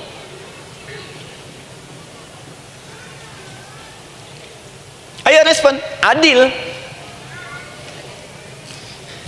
Maunya dapat gaji aja, kerja nggak mau. Ya? Apa ibu pikir duduk manis santai di ruangan tengah, tiap bulan suami datang berikan uang belanja? Belum tentu. Kalau sikap tidak bagus, ya interaksi tidak mulia, maka belum tentu itu didapatkan. Maka syarat pertama kata Allah, kalau doamu ingin cepat aku jawab, maka setiap aku seru, cepatlah engkau kemudian kerjakan dan jawab itu. Jadi ternyata seruan Allah itu terkait berkelindan dengan pengabulan doa. Jadi ketika ibu diseru oleh Allah, diminta diperintahkan sesuatu oleh Allah, sebetulnya itu kunci untuk mendapatkan jawaban doa kita, Bu. Dipanggil kita, ayo cepat datang ke sini, mau minta apa? Minta, saya kasih. Apa di antara kunci doa itu, Ustaz? Yuk kita lihat. Adalah jawaban dari seruan Allah. Apa di antara seruan Allah itu? Saya beri contoh satu misalnya. Allah perintahkan kita untuk sholat, bahkan diseru, diingatkan 5 kali dalam sehari. Sholat. Bukankah kita diseru, Bu, dipanggil 5 kali sehari untuk sholat? Allahu Akbar, Allahu Akbar, ya kan? Diingatkan kan? Ayo ingat Allah, ingat Allah, ingat Allah, ingat Allah. Allah Maha Agung, Maha Besar semuanya, dan seterusnya. Perhatikan baik-baik. Apa tujuan Allah menyuruh kita dalam sholat? Ternyata bukan ingin memberikan beban ruku dan sujud. Bukan sujudnya yang penting, karena semua makhluk tidak sujud pun tidak akan menurunkan status Allah sebagai Tuhan. Allah tetap Allah, nggak ada ruginya. Yang rugi kita. Ternyata ketika disuruh sujud, disuruh ruku itu, ternyata yang ditunggu itu bukan ruku sujudnya. Allah nunggu, punya masalah apa, mau minta apa. Karena itu dalam ilmu fikih, ibu buka semua kitab fikih, salat itu secara bahasa disebut dengan doa. Nama lain dari doa adalah salat. As-salatu hiya doa. Salat adalah doa. Karena itu semua bacaan dalam salat doa semua. Coba lihat, baru takbir Allahu Akbar, doa iftitah. Al-Fatihah doa, Bu, jangan dikira Al-Fatihah nggak ada doanya. Nih, nanti saya berikan cepat ya, ini highlight dulu. Dalam sholat itu ada 4 keadaan. Ingat ini baik-baik. Nanti ibu manfaatkan, minimal zuhur lakukan. Ada berapa keadaan? 4. Ada 4 posisi, 4 keadaan dalam sholat, yang kalau ibu berdoa benar, meminta di situ dengan benar, itu seketika akan dikabulkan. Seketika. 1, saat berdiri. 2, saat rukuk. 3, saat sujud. 4, sesaat sebelum salam. Berdiri, rukuk, sujud, sesaat sebelum salam. Baik, sebelum saya bahas lebih jauh, saya ingin sampaikan dulu. Jadi ternyata ketika kita diminta oleh Allah menunaikan sholat, itulah cara kita memohon, Bu. Itulah waktu kita meminta. Dan dahsyatnya dalam sehari itu 5 kali ditungguin, Bu. Mana ada manusia di muka bumi ini buka pintu rumahnya 5 kali sehari cuman untuk memberikan apa yang dibutuhkan. Sesoleh-solehnya Ustadz gak ada yang mengatakan, ayo 5 kali sehari datang aja ke rumah saya, kalau butuh apa-apa ambil, butuh kulkas ambil kulkasnya, butuh TV ambil. Gak ada begitu. Allah itu maha baiknya, 5 kali sehari dipanggil. Dari subuh sampai zuhur, kita bangun tidur aja punya masalah nggak? Ayo minta, disuruh sholat 2 rakaat. Dan sholatnya nggak usah banyak-banyak, 2 rakaat aja dulu supaya nggak ada beban. Itu pun kadang-kadang masih lupa berapa rakaat kita sholat. Ya. Ayo sujud, disuruh minta, punya masalah nggak? Terus dari subuh sampai ke siang dipanggil lagi, punya masalah lagi nggak? Disuruh zuhur 4 rakaat. Karena waktunya cukup panjang, suruh 4. Ayo minta. Ada masalah apa? Minta sujud kita. Minta, mohon. Dari zuhur ke asar ditanya lagi, ada masalah nggak? Panggil lagi. Ke maghrib sampai ke isya sebelum tidur, supaya tidurmu enak, masalah nggak ada, tenang, nikmat, nyaman istirahatnya. Ada masalah nggak? Disuruh sholat lagi. Jadi kalau orang paham sholat itu kunci kebahagiaan, dia akan senang menunaikan sholat. Makanya ketika ibu bertanya, kenapa saya sholat? Dijawab oleh muadzin, hayya 'alas shalah, ayo sholat. Kenapa sih sholat?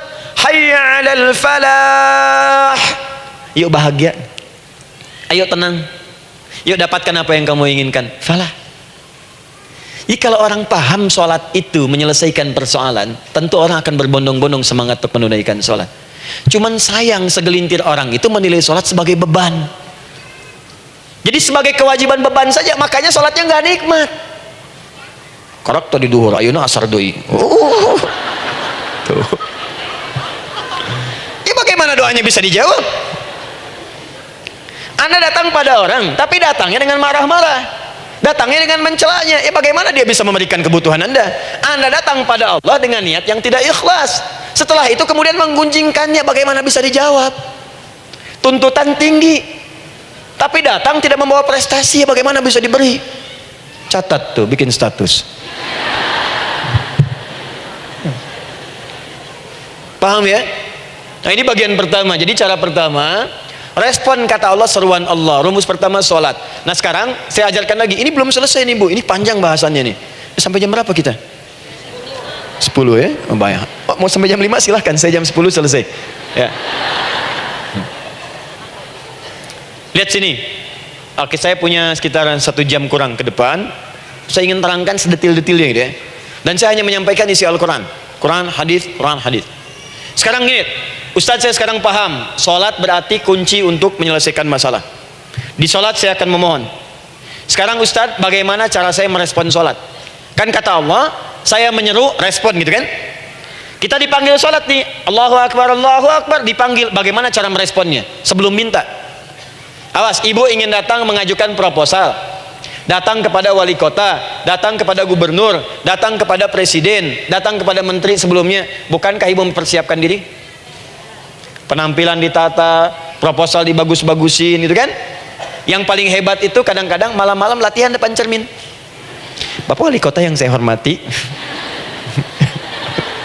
lihat semuanya tuh. Dan yang paling luar biasa, maaf ya, janjian jam 7 dengan Pak Wali Kota, datang jam 6 ke Balai Kota.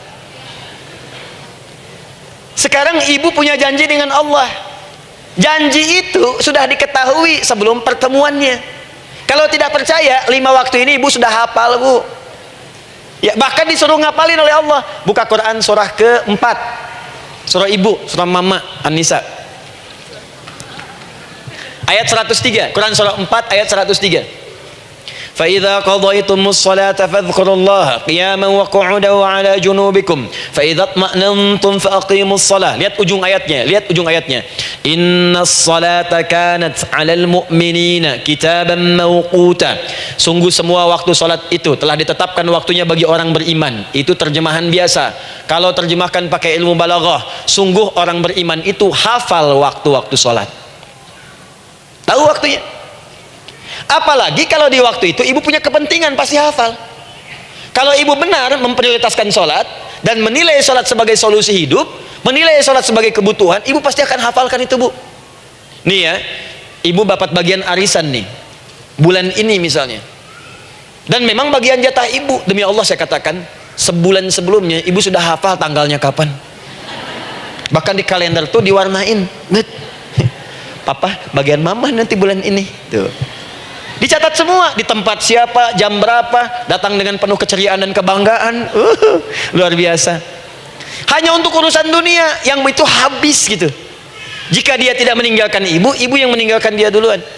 Sekarang 5 kali sehari semua diberikan, bahkan lebih daripada dunia dan seisinya. Harusnya sih wajarnya dihafalkan waktunya dan ibu hafal.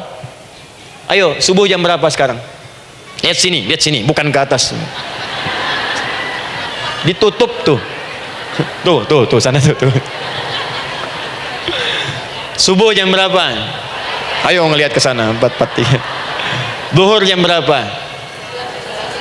Tuh, asar, maghrib, isya. Itu kan kunci ibadah. Dan kunci ijabah, kunci ibadah, kunci ijabah. Di situ ada pengabulannya.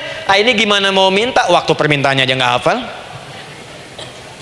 Gimana mau bermohon, datangnya aja telat. Karena itu, bagaimana cara merespon seruan Allah? Diaturlah di Quran surah kedua ayat 152, paling kanan sebelah bawah. Quran surah kedua ayat 152. Ibu masih ingat? Bukankah sholat disebut sebagai zikir? Masih ingat?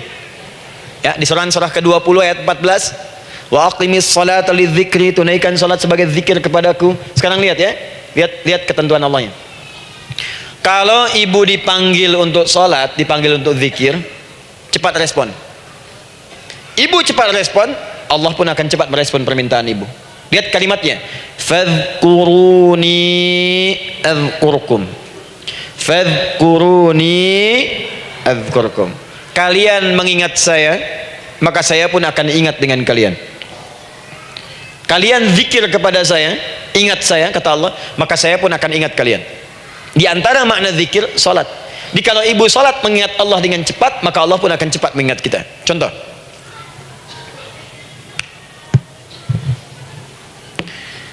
Saya ambil waktu subuh misalnya. Di Bandung 4:43. Oh, lihat kesan lagi terjadi perbedaan pendapat, ya. Ada yang 4:33, ada yang 4:34, ada yang 4:35 dan seterusnya. Yang ambil tengah-tengah lah, 4:35 misalnya. Orang 4:35. Lihat sini, fokus. Allahu Akbar, Allahu Akbar. 4:35. Dipanggil salat, diseru. Kan tadi rumusnya di Quran surah 2 ayat 186. Faliyastajibuli. Kalau diseru cepat jawab, gitu kan? Nah, terus diseru 4:35 adzan. Allahu Akbar, Allahu Akbar. Begitu diseru, ibu langsung datang. Ya Allah, sudah adzan, seruan nih, saya siap-siap, saya ingin minta sesuatu.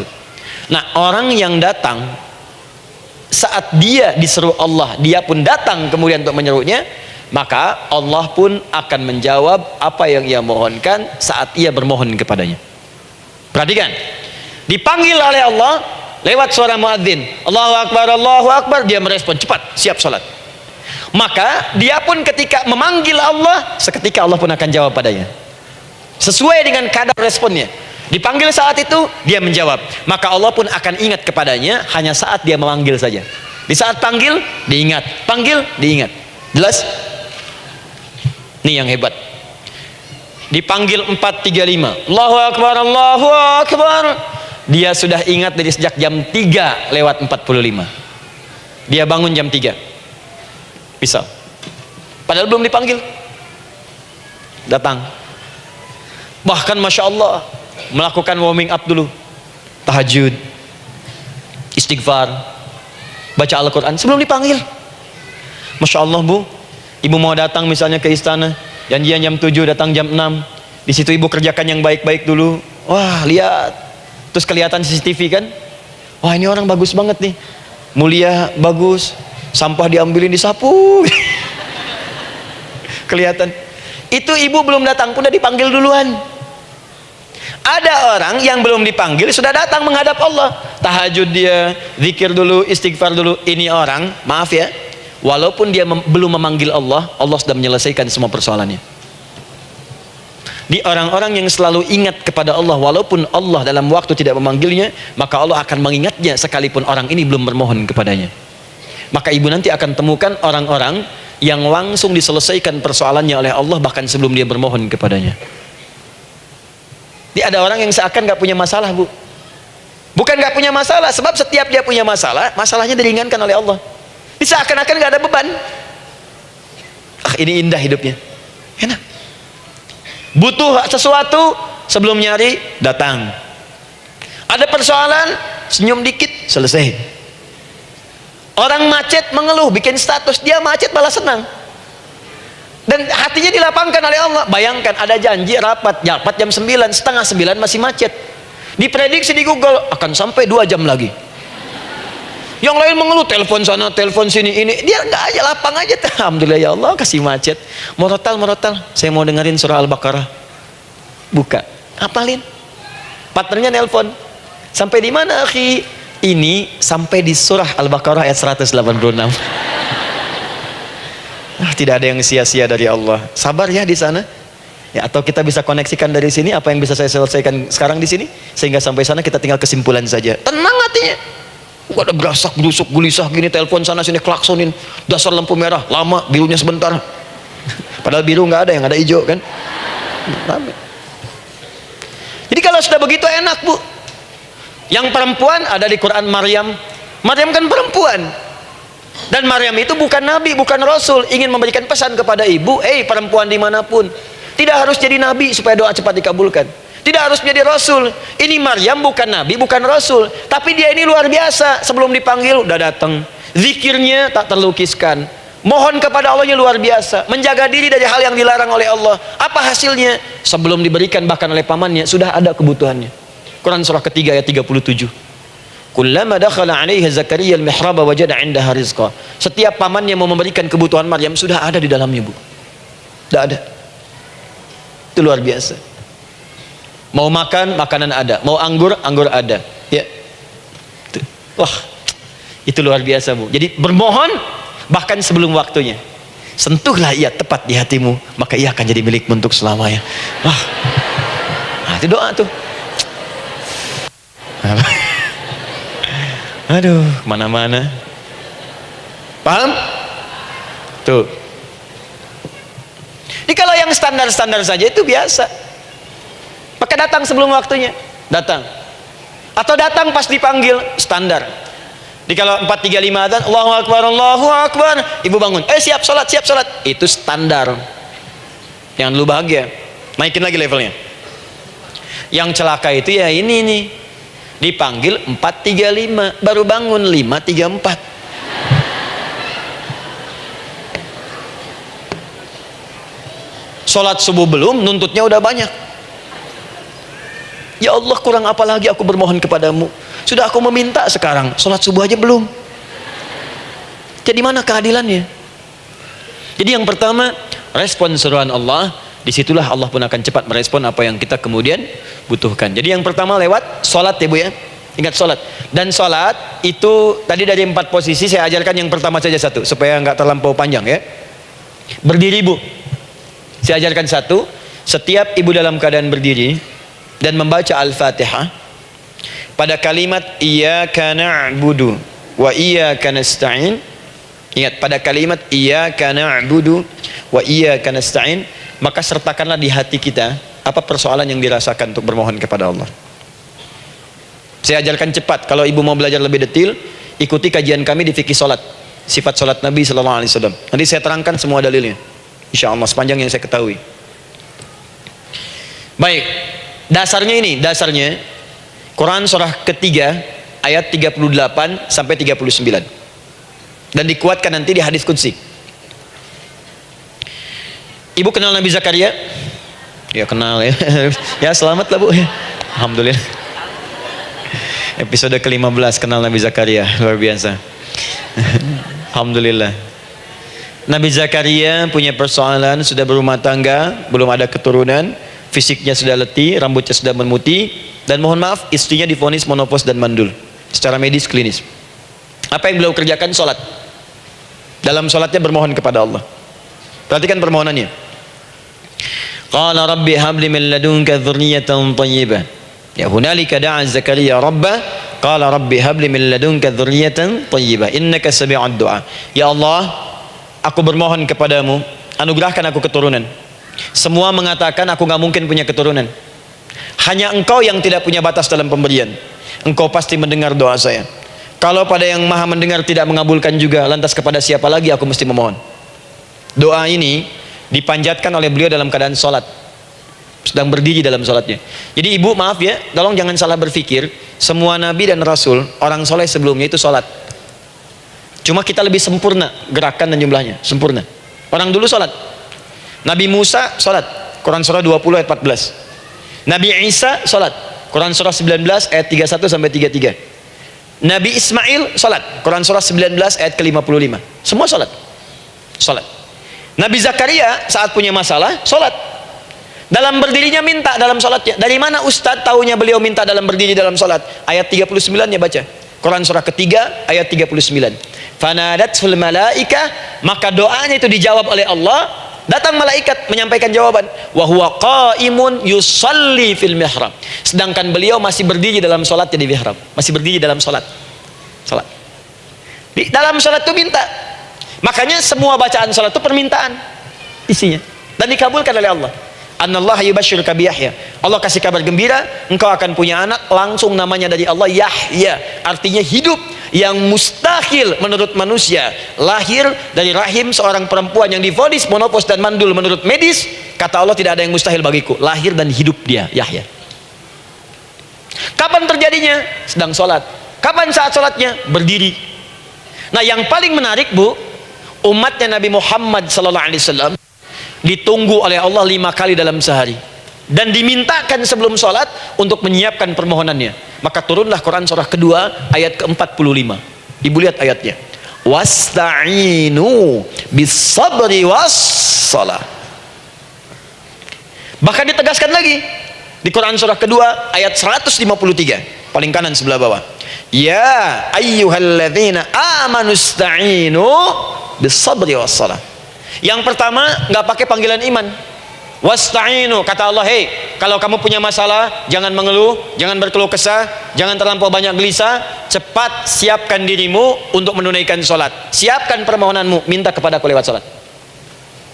Kalau belum yakin, disebutkan imannya, ya ayyuhalladzina amanu, hei orang-orang yang masih merasa punya iman, katanya punya iman. Jadi kalau ibu nggak mau minta lewat sholat, dipertanyakan imannya. Kamu punya iman nggak? Kata Allah, yakin nggak dengan saya? Kalau punya masalah jangan mengeluh, datang pada saya minta lewat sholat, saya panggil sholat minta. Kalau masih merasa punya iman, tuh, iman kita tuh dipertaruhkan di situ.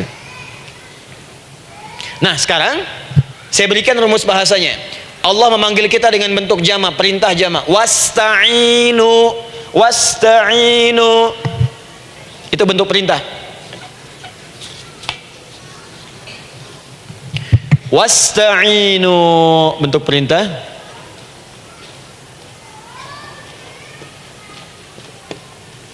Wasta'inu. Dan jika kalian, perhatikan cara menerjemahkannya, dan jika kalian punya persoalan dalam hidup, punya kebutuhan, maka bergegaslah, siapkan dirimu untuk minta kepadaku solusi. Wasta'inu, dan mintalah oleh kalian pertolongan, solusi. Bisabri wassalah, pertama sabar dulu. Sebelum sholat, sabar dulu dengan itu, tahan dulu, terima dulu, jangan mengeluh, terima dulu, nanti dalam sholat minta solusi, itu maksudnya. Punya masalah sekarang jam 9 lewat, sabar, tahan dulu, koreksi diri, istighfar, nanti zuhur minta.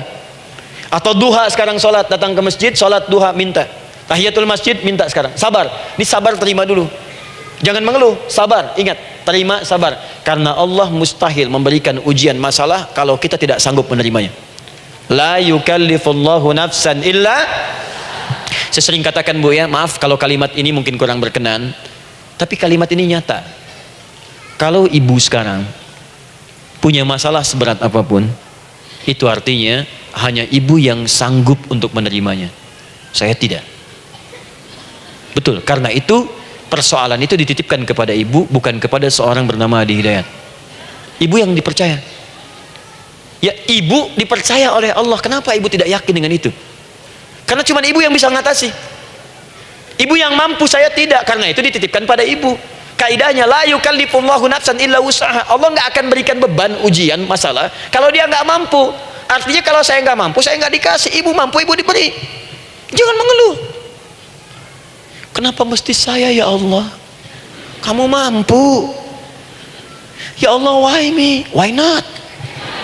Kamu yang bisa. Nah sekarang wassalah, setelah terima itu, tapi juga jangan terlampau kepedean. Memang cuma saya yang mampu ya bikin status. Kemudian sholat, kita akan katakan, ya Allah, Engkau perintahkan saya untuk minta tolong. Sekarang saya akan minta kepadamu. Lalu kita katakan, maaf ya Allah, saya sekarang punya masalah, saya ingin bermohon kepadamu, saya ingin minta kepadamu ya Allah, saya mohon ya Allah. Maaf Bu ya, maaf ya, sebentar. Ibu kalau punya masalah sedikit atau banyak? Banyak. Yang punya masalah ibu saja atau anak juga punya masalah? Kadang-kadang, bukankah anak yang punya masalah ibu yang minta? Bukankah suami yang punya persoalan ibu yang bermohon? Kan?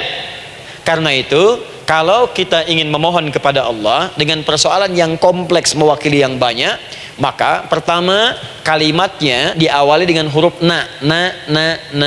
Berarti kami, kita, semua. Jelas ya? Nah, ibu ingin robah kalimatnya minta tolong. Kata Allah, minta kepadaku pertolongan. Wasta'inu. Ibu ingin robah menjadi bentuk permintaan. Rubah kalimatnya menjadi nasta'in. Nasta'in. Nasta'in.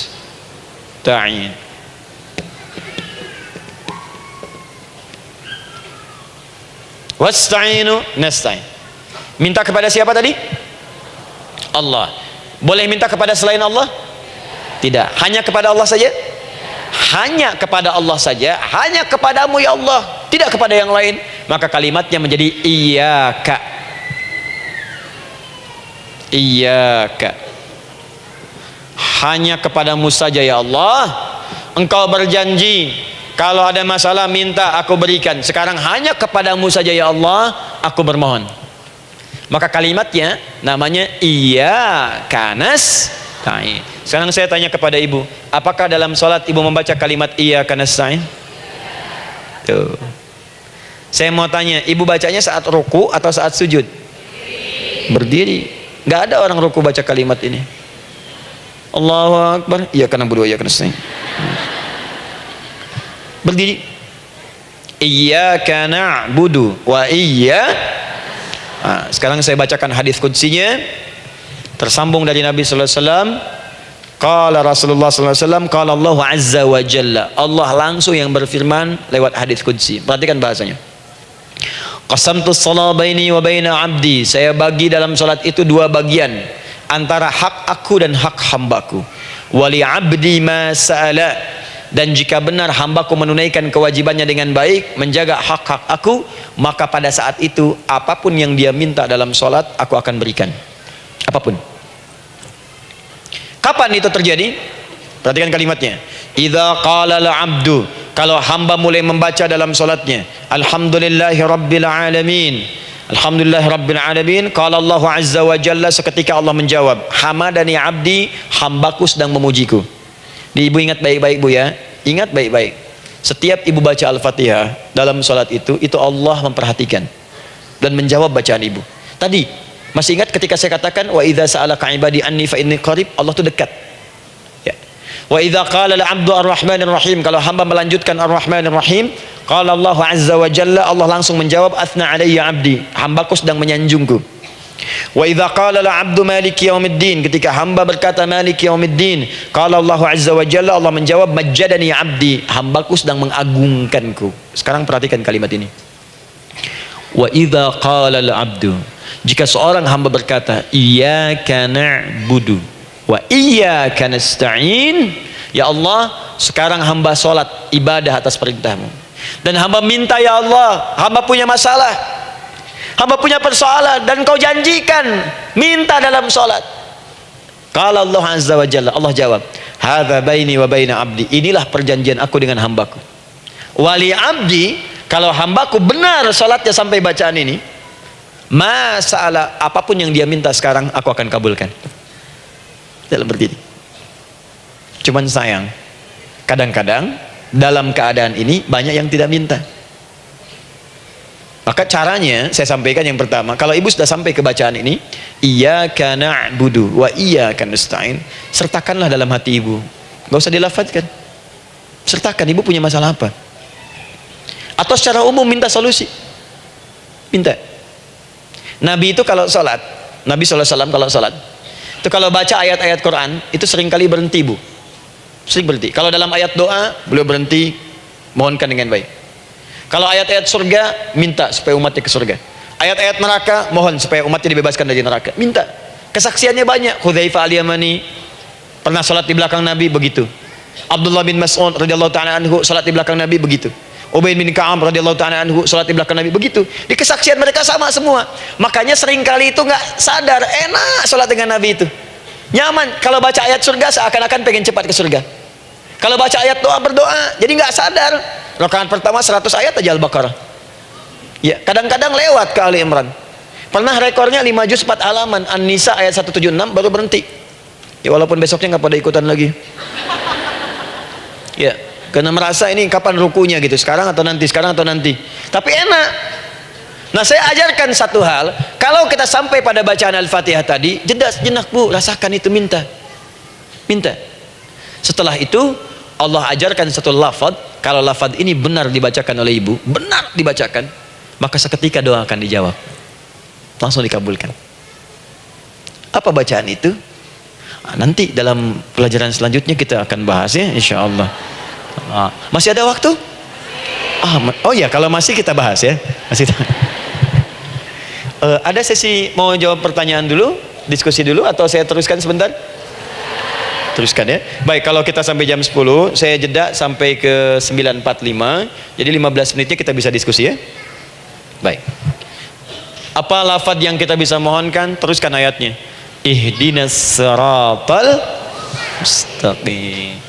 Ihdinas siratal mustaqim. Ihdinas siratal mustaqim. Ini Bu, nanti Ibu lihat dalam kajian tafsir yang kami sampaikan, juga dalam kajian fikih salat saya bahas dengan detail. Di sini singkat saja, singkat padat.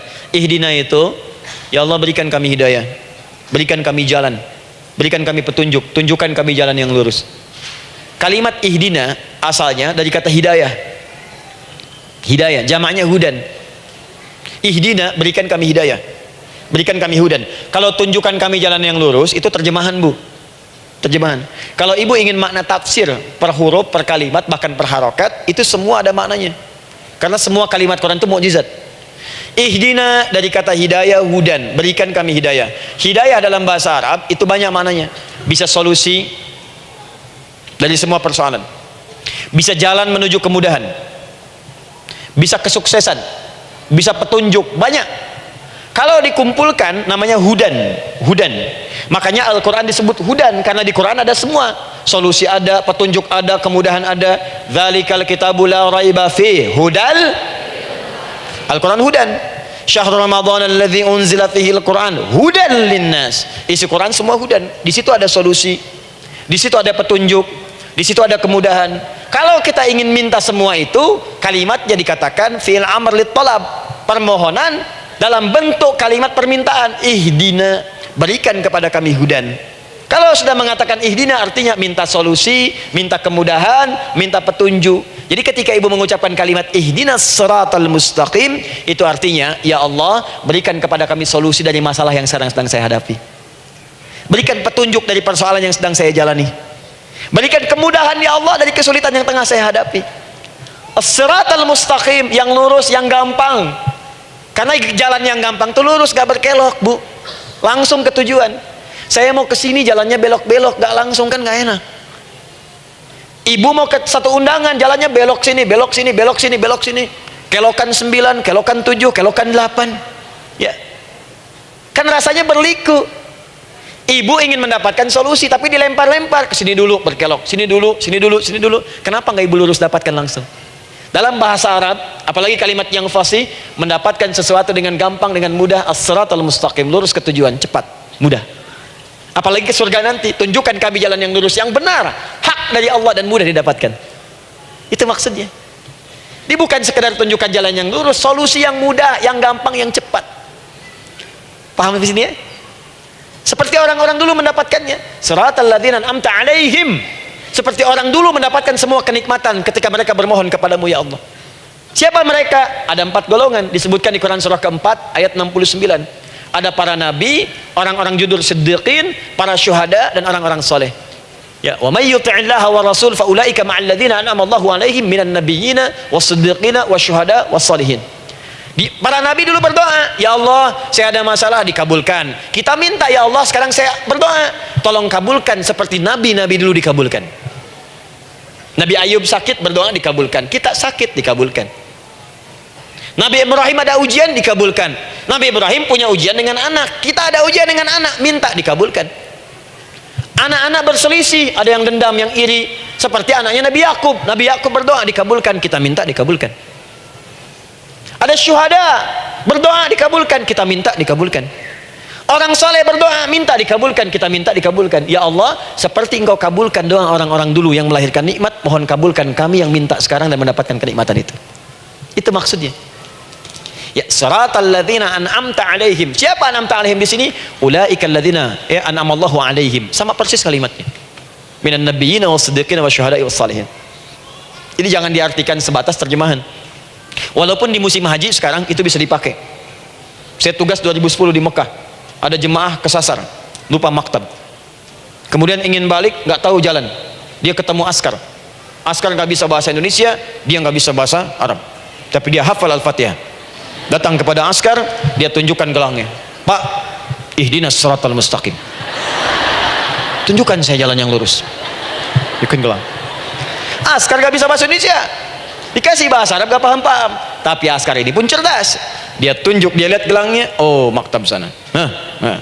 Siratal ladzina an'amta 'alaihim ghairil maghdubi 'alaihim waladdallin. Lurus, jangan belok-belok. Kalau belok nanti engkau tersesat atau dicaci maki orang. Maghdub ya dicela orang. Dhalin tersesat, kan? Jangan dicela, jangan sesat, lurus. Tapi kalau dalam berdoa dalam sholat minta di hati hadirkan. Jelas ya? Nah itu posisi pertama. Jadi pertama minta lewat sholat. Yang kedua cepat rajin istighfar bu. Saya cepat ya, rajin istighfar. Saya ada 7 menit lagi. Ibu rajin istighfar. Astaghfirullah, astaghfirullah, astaghfirullah, astaghfirullah. Itu yang paling singkat. Astaghfirullahaladzim, astaghfirullahaladzim, astaghfirullahaladzim. Itu yang menengah. Astaghfirullahaladzim alladzi la ilaha illa huwal hayyul qayyum wa natubu ilaihi. Astaghfirullahaladzim alladzi la ilaha illa huwal hayyul qayyum wa natubu ilaihi. Astaghfirullahaladzim alladzi la ilaha illa huwal hayyul qayyum wa natubu ilaihi. Itu yang cukup panjang. Ibu rajin istighfar. Orang yang rajin istighfar itu diantara yang disebutkan dalam riwayat-riwayat adalah orang-orang yang cepat dijawab doanya hanya dengan istighfarnya. Jadi dia tuh punya keinginan, dia nggak katakan. Jadi keinginan di benaknya dia, terus dia istighfar. Astagfirullah, astagfirullah, astagfirullah. Itu kalau benar rajin istighfar, seketika dikabulkan. Cepat. Ada seorang yang hidup, ini tukang roti, di zaman Imam Ahmad bin Hanbal. Saya pernah kisahkan ini di beberapa keadaan. Orang ini itu ahli istighfar. Jadi maaf ya bu ya, bukan istighfarnya pas ada keperluan aja, bukan. Ada ta'lim ustaz Adi, sab pertama astagfirullah, astagfirullah, astagfirullah, bukan. Besok ada arisan, astagfirullah, astagfirullah, bukan. Jadi bukan ada keperluan istighfar, bukan. Orang ini membiasa istighfar. Jadi setiap mengerjakan apapun dia istighfar. Mau minum, bismillah, astagfirullah, astagfirullah. Dia setiap buka adonan, astagfirullah, astagfirullah. Nah satu ketika Imam Ahmad itu nggak tahu kenapa pengen datang ke daerah itu. Ya kalau misalnya ibu tinggal di Cicahem, misalnya kan Imam Ahmad tiba-tiba pengen ke Cicahem aja. Terus karena lelah mampir ke masjid, istirahat di dalam masjid. Tiba-tiba kata penjaga masjidnya, DKM-nya, marbotnya, ya Syekh, idhab, pergi, nggak boleh tiduran di sini. Kata Imam Ahmad, saya kan cuma numpang istirahat, nggak boleh keluar. Dan dia nggak tahu kalau itu imam besar. Dan Imam Ahmad itu sudah populer bu, sangat famous, familiar. Cuman orang kan nggak pernah lihat wajahnya. Dulu kan nggak ada Facebook, nggak ada Instagram, nggak ada handphone, nggak ada apa-apa. Jadi kalau orang terima Ahmad, ya Ahmad aja kemana-mana. Oh no, Imam Ahmad, Imam Ahmad, Imam besar, Imam Syafi'i, Imam besar. Tapi nggak pernah lihat. Sekarang kan udah kelihatan. Ya, udah kelihatan. Sekarang banyak. Makanya orang dulu tuh senang begitu tahu, dikasih tahu Nabi aja ke Madinah, Bu, nggak ada yang tahu kalau itu Nabi Muhammad kalau belum pernah lihat. Karena beliau di bawah, Abu Bakar di atas. Abu Bakar kan naik kan, untanya Nabi. Nabi Muhammad pas di bawah gantian tuh di jalan. Orang mengira yang di atas unta Nabi Muhammad. Padahal Nabi Muhammad yang jalan kaki, nggak kelihatan. Makanya responnya bola ketika tahu Nabi, senang luar biasa. Minta doa, minta ini, minta itu. Orang sekarang tidak, karena sering banyak lihat di TV media sosial, begitu ketemu minta foto. Ini lain kisahnya, nggak tahu dia, pergi keluar. Kata Imam Ahmad, ya sudah, keluar beliau, nggak mau ribut, istirahat di luar, di pelataran. Di sini juga nggak boleh. Lihat kalimatnya, barwah, keluar, pergi. Barwah itu kasar, Bu. Begitu kemudian di debat lagi, saya cuma di luar. Rawah itu dari kata roh, Bu, itu paling kasar. Artinya keluar dengan rohnya sekalian. Rohnya pun jangan di sini. Ya. Jadi kalau ibu nanti di Masjidil Haram misalnya kan, ada kalimat itu artinya kesel, Bu, askarnya. Ya, keluar. Misalnya idzabi anti, nggak mau, saya mau di sini. Ya, barwa pergi. Sampai ke ruah dengan rohnya. Itu artinya ibu disuruh pergi. Ya, bukan jangan mengelak lagi. Ruah. Saya bukan ruah, saya roh hayati. Suruh pergi. Imam Ahmad pergi tuh akhirnya. Pergi. Di jalan kelihatan ada tukang roti tadi. Begitu kelihatan capek lah dipanggil, Syekh, kayaknya lelah, istirahat di sini. Dan tukang roti pun nggak tahu kali itu Imam Ahmad. Begitu istirahat, duduk, kelihatan Imam Ahmad setiap buka adonan, astagfirullah. Bikin lagi, astagfirullah. Imam Ahmad tahu faidah itu. Tapi ingin menguji si tukang roti ini, ditanya, ya akhi, kamu ini kenapa setiap Anda menanam adonan itu, tepung itu, Anda mengucapkan istighfar, astagfirullah. Perhatikan jawabannya. Wallahi demi Allah, tidak pernah saya beristighfar dalam setiap aktivitas saya, kecuali Allah selalu mengabulkan doa yang saya mohonkan. Di setiap minta, astagfirullah, itu dikabulkan.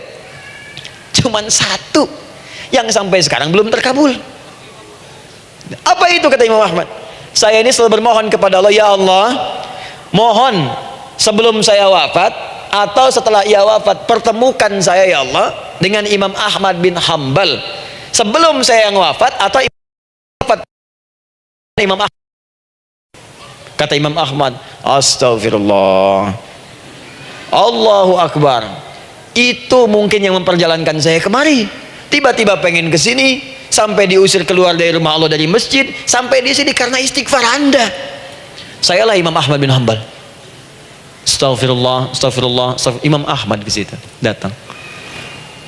Tolong jangan lakukan pada saya. Salah di hidayat ya Allah. Astagfirullah. Saya jawab lagi dari sana, la haula wala quwata illa billah. Ini istighfar. Nah, kapan istighfar yang baik? Istighfar yang baik dilakukan setelah tahajud sebelum fajar. Saya ulang ya. Setelah tahajud sebelum fajar. Dalilnya Quran surah ke-51 ayat 18. Baca dari ayat 15 sampai 18-nya. Jadi ibu kalau mau seperti itu, rajin tahajud dulu, Bu. Tahajud. Setelah itu biasakan istighfar. Itu latihan dulu, itu baru latihan. Ingat ya, istighfar menjelang fajar di waktu sahar, itu baru latihan. Astagfirullah. Nanti kalau sudah banyak latihan, ibu akan refleks. Mau duduk masuk mobil, astagfirullah. Duduk mau makan, astagfirullah. Ya, kadang-kadang ibu mau ambil handphone, astagfirullah. Itu refleks di lisan kita keluar.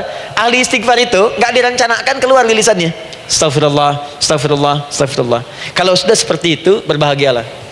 Karena apapun kadang ibu inginkan, sepanjang itu ibu butuhkan, seketika dikabulkan. Ya. Yang ketiga, yang terakhir. Sudah 9:45, boleh sedikit? Ya, yang terakhir ya, terakhir. Jangan khawatir, setelah ini selesai. Jangan khawatir. Yang ketiga, ini amalan yang paling dahsyat. Jadi yang pertama minta dikabulkan. Yang kedua baru istighfar dikabulkan. Yang ketiga nggak ngapa-ngapain dijawab. Tuh. Artinya baru terbersit, ada keinginan jawab seketika. Amalan yang ketiga ini adalah amalan yang dikerjakan karena cinta kepada Allah Subhanahu wa taala. Mahabbatillah, kecintaan kepada Allah. Amalan yang dikerjakan karena cinta kepada Allah Subhanahu wa taala. Amalannya mencintai Allah. Beda, Bu. Salat dengan cinta dibandingkan dengan salat karena memenuhi kebutuhan atau kewajiban saja, itu akan lain. Ibu kalau benar-benar mencintai Allah, maka dalam salat pun persiapannya akan beda. Saya beri contoh gini ya. Dari pakaian akan lain kata Al-Quran. Quran surah 7 ayat 31. Ya bani Adam khudhu zinatakum inda kulli masjid. Hei anak cucu Adam, kalau ada panggilan dari masjid, kenakan pakaian terindahmu. Di orang-orang yang mencintai Allah saat akan sholat, dia akan perhatikan dari pakaiannya, jauhkan dari yang haram, terus cari yang paling baik yang dia kenakan. Gak akan sembarangan. Kalau ibu pakai mukena juga cari mukena yang paling indah, bukan karena pengen dilihat orang, karena ingin Allah menyaksikan sholat ibu dalam keadaan yang sempurna. Wudu tuh hati-hati gitu. Quran surah ke-5 ayat ke-6. Ya ayyuhalladzina amanu idza qumtum ila shalah faghsilu wujuhakum wa aydiyakum ilal marafiq wamsahu bi ru'usikum wa arjulakum ilal ka'bain. Dikala ada orang beriman mencintai Allah, mau salat dia mau wudu, wudunya enggak akan sembarangan, Bu. Cuman basuh. Ya, bagian kepala juga harusnya kepala, dia rambut, takut selesai. Sampai ke kaki cuma disodorkan di keran, beres. Itu sih anak kecil juga bisa. Orang ini lain, dia akan pelan-pelan dilihat secara sempurna. Hati-hati, kerjakan karena Allah, karena ingin baik. Kalau orang sholat hanya kebutuhan saja, maka yang penting dia takbir sampai salam selesai. Tapi ini tidak, dia akan pelajari bagaimana Nabi mengajarkan sholat yang benar, bagaimana bacaan saya benar. Dia belajar ngaji supaya benar bacaan Fatihahnya. Dia belajar dengan baik supaya khusyuk di dalam salatnya. Dia pahami satu-satu. Apa artinya Allahu Akbar? Apa artinya Subhana Rabbiyal Azim? Apa artinya Subhana Rabbiyal A'la? Apa artinya Sami Allahu liman hamidah? Dipahami. Di begitu dia salat dan baru takbir sudah paham isinya. Jika ada orang seperti ini, dia mengerjakan apa yang Allah perintahkan karena cinta dengan Allah. Dia berzakat karena ingin mencintai Allah. Dia berinfak karena cinta dengan Allah, bukan karena uangnya. Pokoknya kalau orang cinta itu, Bu, setiap pecinta dia akan memberikan apapun pada yang dicintai, walaupun tadi minta. Dan pecinta itu sifatnya, kalau yang dicintainya senang sesuatu, akan otomatis ikut senang. Ibu misalnya senang ya dengan pasangan sebelum menikah, pasangan senang kucing, ibu akan terpaksa senang kucing. Ibu cinta dengan anak, semua akan diikuti apa yang diinginkan. Seperti itu, cinta itu butuh pembuktian. Karena itu sering saya katakan pada akhwat ya yang belum menikah, yang masih muda-muda belum menikah, cinta itu butuh pembuktian. Jadi jangan percaya kalau ada orang yang bicara di lisannya nggak ada buktinya. Aku akan seperti Dilan membawamu dalam motorku. Katakan padanya, aku tak butuh dengan rayuan kata-katamu. Itu hanya angin surga. Yang kubutuhkan, tuliskan namaku di buku nikah kita. Wah, catat. Itu caranya. Main ke Taman Dilan cuman boncengan, seakan dunia milik berdua, yang lain nggak ada. Gombal. Dah ya? Jelas? Jadi amalan yang ketiga ini kerjakan karena Allah. Saya mau contohkan satu. Ibu pernah dengar Imam Malik bin Anas? Pernah ya? Gurunya Al-Imam Asy-Syafi'i, Imam Malik bin Anas, lahir di kisaran tahun 94-95 Hijrah. Siap Kang Dan? Baik, ini terakhir nih, saya tutup nih, benar-benar terakhir, betul-betul 10 menit lagi kalau ada nanti tanya jawab sedikit. Imam Malik ini, Bu, itu Masya Allah, saking cinta pada Allah dan Rasul, itu tidak pernah, jangankan sholat, dalam beliau memberikan fatwa pun akan mencari pakaian yang paling bagus, paling indah. Dan beliau menjaga adab dalam menyampaikan kalimat Nabi pun itu luar biasa. Sampai satu kali pernah pakai jubah bagus, indah, ada lebah menyengat di kepalanya, sedang menyampaikan hadis, saking hormatnya terhadap hadis Nabi, lebah itu dibiarkan menyengatnya. Nggak mau memutus kalimat Nabi, hadis Nabi, hanya untuk mengusir lebah, dibiarkan sampai tersengat. Apa yang Allah berikan kepada beliau? Allahu Akbar. Satu kali singkat berdiskusi dengan muridnya Al-Imam Asy-Syafi'i. Kata Al-Imam Asy-Syafi'i, ya guru, setahu saya rizki itu dicari dulu baru dikasih. Imam Malik lebih tinggi ilmunya pada saat itu. Beliau tahu ada 8 jenis rizki. Ya Syafi'i, ada rizki yang tidak perlu dicari, Allah berikan. Wah, berdebat tuh sampai berpisah. Setelah itu secara singkat Imam Asy-Syafi'i lewat di kebun anggur sedang panen anggur besar. tiba-tiba tergerak untuk membantu, datang ke situ bantu. Begitu selesai dikasih hadiah anggur banyak, besar-besar, indah, enak, gitu kan. Ketika diberi itu langsung senang beliau, bukan karena anggurnya, karena merasa pendapatnya benar. Jadi begitu bekerja baru dapat. Dibawalah anggur ini diberikan pada gurunya. Perhatikan adabnya terhadap guru. Jadi kalau ibu adabnya bagus pada guru, keberkahan dapat, ilmunya pun menghunjam di jiwa. Imam Syafi'i nggak merasa benar, tapi memberikan sebuah jawaban dengan adab. Guru, tadi itu ada panen anggur, saya mencoba membantu. Begitu saya bantu dikasih anggur, dikencangkan kalimatnya. Begitu saya bantu dikasih. Dibantu dulu baru dikasih. Kalau saya nggak bantu, saya nggak dikasih. Apa jawab Imam Malik? Imam Malik tersenyum, tertawa. Tabassama dhahika. Masya Allah, Syafi'i, bahasa kita. Tadi itu saya keluar mau ngajar, siang-siang terik begini saya kepikiran, ya Allah, kalau makan anggur yang enak-enak, enak banget sekarang ini. Ada anggur sekarang. Tuh. Murid berikhtiar, guru mendapatkan hasil. Setelah itu Asy-Syafi'i naik dan jadi bintang di zamannya, sampai kekinian pun luar biasa, dan mendapatkan barakah gurunya seperti gurunya dapatkan, muridnya pun meraihnya. Itulah 3 cara bagi kita untuk bermohon kepada Allah. Jika ingin dipercepat oleh Allah, bisa lewat solat, bisa lewat istighfar, bisa juga dengan menciptakan amalan-amalan, atau mengikuti amalan-amalan yang dicintakan atau ditujukan untuk mencintai Allah Subhanahu wa ta'ala. Ibu bisa paham ini? Baik. Kemudian berdoa. Tapi yang jadi masalah, Ustadz, ketika berdoa kok belum dikabulkan juga? Apa ciri doa dikabulkan? Seperti apa kita tahu doa kita dikabulkan? Itu mungkin kita bahas di episode yang berbeda, insyaallah. Alhamdulillahi rabbil alamin, arrahmanir rahim, maliki yaumiddin, iyyaka na'budu wa iyyaka nasta'in, ihdinas siratal mustaqim, siratal ladzina an'amta 'alaihim ghairil maghdubi 'alaihim waladdallin. Allahumma nahmaduka hamdan syakirin, hamdan na'imin, hamdan yuwafi ni'amahu wa yukafi'u mazidah. Ya Rabbana lakal hamdu wa lakal syukru kama yanbaghi li jalali wajhikal karim wa li 'azimi sultanik. Allahumma salli wa sallim barik ala rasulikal karim nabiyyikal amin sayyidina Muhammadin wa ala alihi wa sahbihi wa ummatihi ila yaumiddin. Allahumma rabbana ya ghafur rahim, la tada' lana fi maqamina hadha fi kulli maqamin dhanban illa ghafarta. Duhai Allah, kami bermohon kepadamu, Engkau yang Maha Pengampun, Engkau yang Maha Penghapus segala dosa. Kami mengakui kami berbuat salah, kami mengakui banyak dosa kami kumpulkan, maka kami mohon kepadamu ya Allah, jangan biarkan ada satu orang pun berada di sekitaran majlis ta'lim ini kecuali sebelum ia pulang Engkau telah ampuni segala dosa-dosanya, Engkau telah gugurkan dan hapuskan segala dosa-dosanya. Wala hamman illa farajtah. Ya Allah, jika ada satu orang pun di antara jamaah saat ini yang merasakan kegelisahan dalam hatinya, jangan biarkan ia meninggalkan area majlis ta'lim ini kecuali Engkau telah tenangkan keadaan hatinya. Allahumma wala maridan illa syafaitah. Jika ada di antara kami yang tengah Engkau uji dengan penyakit seberat apapun, maka mohon angkat dan sembuhkan segala penyakitnya. Allahumma wala dainan illa qadaitah. Ya Allah, jika ada di antara kami yang berat hidupnya karena lilitan utang piutang, terjebak riba dan sejenisnya, maka mohon ya Allah dengan keikhlasan amalannya, mohon angkat dan berikan rizki limpah terlimpah kepada yang untuk melunasi utang-utang dan terbebas dari lilitan riba dan semacamnya.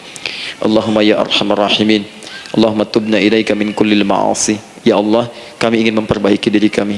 Kami bertobat dari segala maksiat yang pernah kami kerjakan. Allahumma asli ahwalana ma yuqarribuna ila ridhak.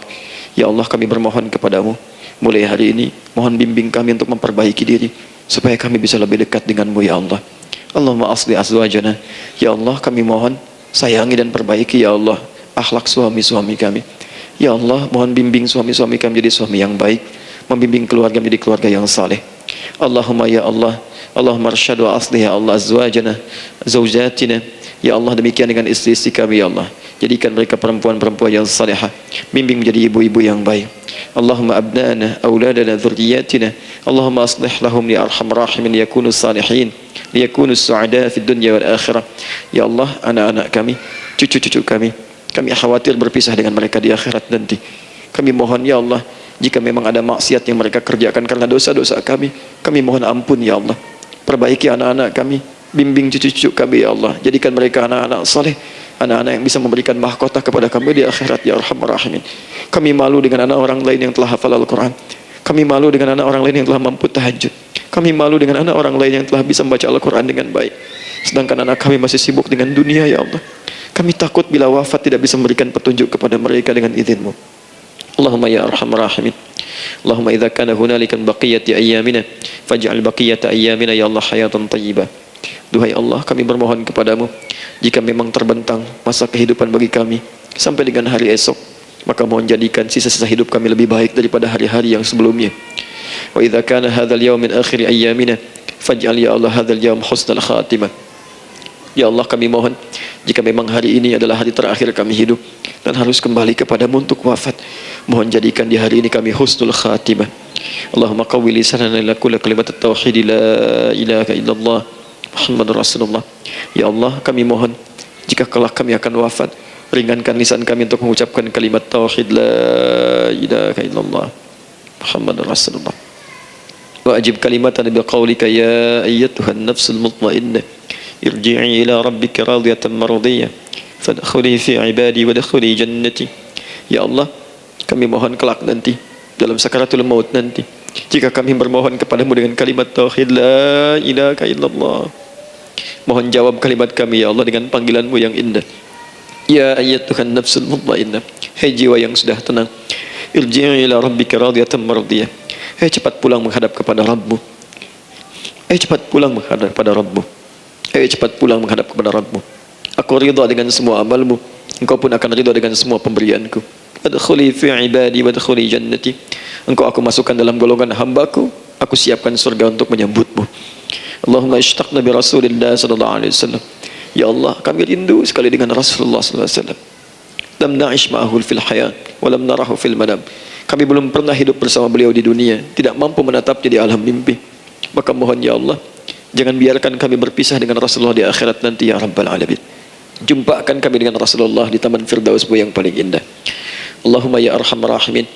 Allahumma rizqil yusra ya Allah likulil hujjaj. Ya Allah, anugerahkan kemudahan, kelapangan kepada para jemaah haji yang berhaji tahun ini ya arhamar rahimin. Allahumma taqabbal minhum ya Allah hajjahum, sa'yahum sa'yan mashkura, wa dhanbahum dhanban maghfura, wa tijaratahum tijaratan lan tabur. Ya Allah, jangan sia-siakan pengorbanan fisik mereka, biaya mereka, waktu mereka, tenaga mereka, emosi mereka. Terima haji mereka ya Allah, jadikan sa'i mereka berhasil, tawaf mereka benar, jadikan seluruh manasik yang Engkau ridhai ya arhamar rahimin. Allahumma ya Allah, rizq rizqan hasanan tayyiban liyahujju kulla man lam yahujj ya arhamar rahimin. Ya Allah, bagi kawan-kawan kami, kerabat kami, saudara kami, tetangga kami yang belum berhaji, maka anugerahkan kemudahan bagi mereka untuk berhaji ya Allah. Anugerahkan kelapangan untuk berhaji ya Allah. Sekalipun memang tidak terbuka kesempatan itu, maka mohon anugerahkan sifat mabrur kepada kami sekalipun tidak mendapati ibadahnya. Allahumma ya arhamar rahimin. Allahumma rzuqna ya Allah nikmatan salihah. Ya Allah, anugerahkan kepada kami nikmat untuk menjadi orang saleh di dunia dan kembali kepadamu di akhirat dalam keadaan saleh. Alhiqna bis salihin ma'al ladzina an'amta 'alaihim minan nabiyyina was-siddiqina wasyuhada was-salihin wa hasuna ulaika rafiqa. Ya Allah, kumpulkan kelak kami di surga dengan para nabi, orang-orang saleh, para syuhada, orang-orang yang benar di hadapanmu. Itulah nikmat terbaik yang mampu kami dapatkan. Allahumma ya Rabb, Allahumma aslih Allah qulubana, ati anfusana taqwaha wa zakkiha anta khairu man zakkaha, anta waliyuha wa maulaha. Ya Allah, jika memang kami telah Engkau anggap baik sampai dengan pagi hari ini, maka mohon jaga kami dalam keadaan baik sampai wafat ya Allah.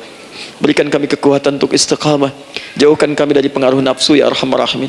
Ya Allah, jika ada saat ini orang-orang yang menyakiti kami ya Allah, berkhianat kepada kami ya Allah, menzalimi kami, maka mohon ampuni dosa mereka ya Allah. Maafkan mereka ya Allah, bimbing mereka untuk sadar dan bertobat ya Allah. Titipkan dalam jiwa kami sifat untuk saling menyayangi ya Allah. Titipkan dalam jiwa kami sifat untuk saling memaafkan ya Allah. Titipkan dalam jiwa kami sifat untuk bisa memperhatikan ya Allah. Allahumma ya Rabb, Rabbana atina fid dunya hasanah wa fil akhirati hasanah wa qina adzaban nar. Bifadlika subhana rabbika rabbil izzati amma yasifun. Wassalamun alal mursalin wa akhiru da'wana alhamdulillahi rabbil alamin. Sebelum saya akhiri dengan doa kifaratul majlis dan salam, saya ingin ucapkan terima kasih pada seluruhnya untuk ta'lim kita di pagi hari ini. Semoga Allah menerima semuanya dan semoga Allah muliakan. Dan terkhusus juga untuk Kang Daan, terima kasih untuk kali ini dan semoga istiqamah dalam kebaikan dan masya Allah. Amin, amin. Beliau menginspirasi dan saya ingin menjadikan juga beliau sahabat dalam kehidupan untuk seluruhnya. Amin. Dan sahabat terbaik selalu memberikan yang terbaik untuk sahabatnya. Karena itu di pagi hari ini saya ingin sampaikan kepada Bapak Ibu sekalian, Bapak mungkin yang hadir, Ibu yang hadir, saya ingin berikan pada sahabat saya satu anugerah yang mungkin Allah titipkan. Saya akan ajak Kang Daan untuk menunaikan ibadah umrah dengan saya di bulan September insyaallah. Saat kami akan berangkat pada tanggal 9 September tahun 2019. Saya kira itu dan semoga bermanfaat insyaallah. Baik. Semoga Allah muliakan untuk semuanya. Terima kasih. Innallaha wa malaikatahu yusalluna 'alan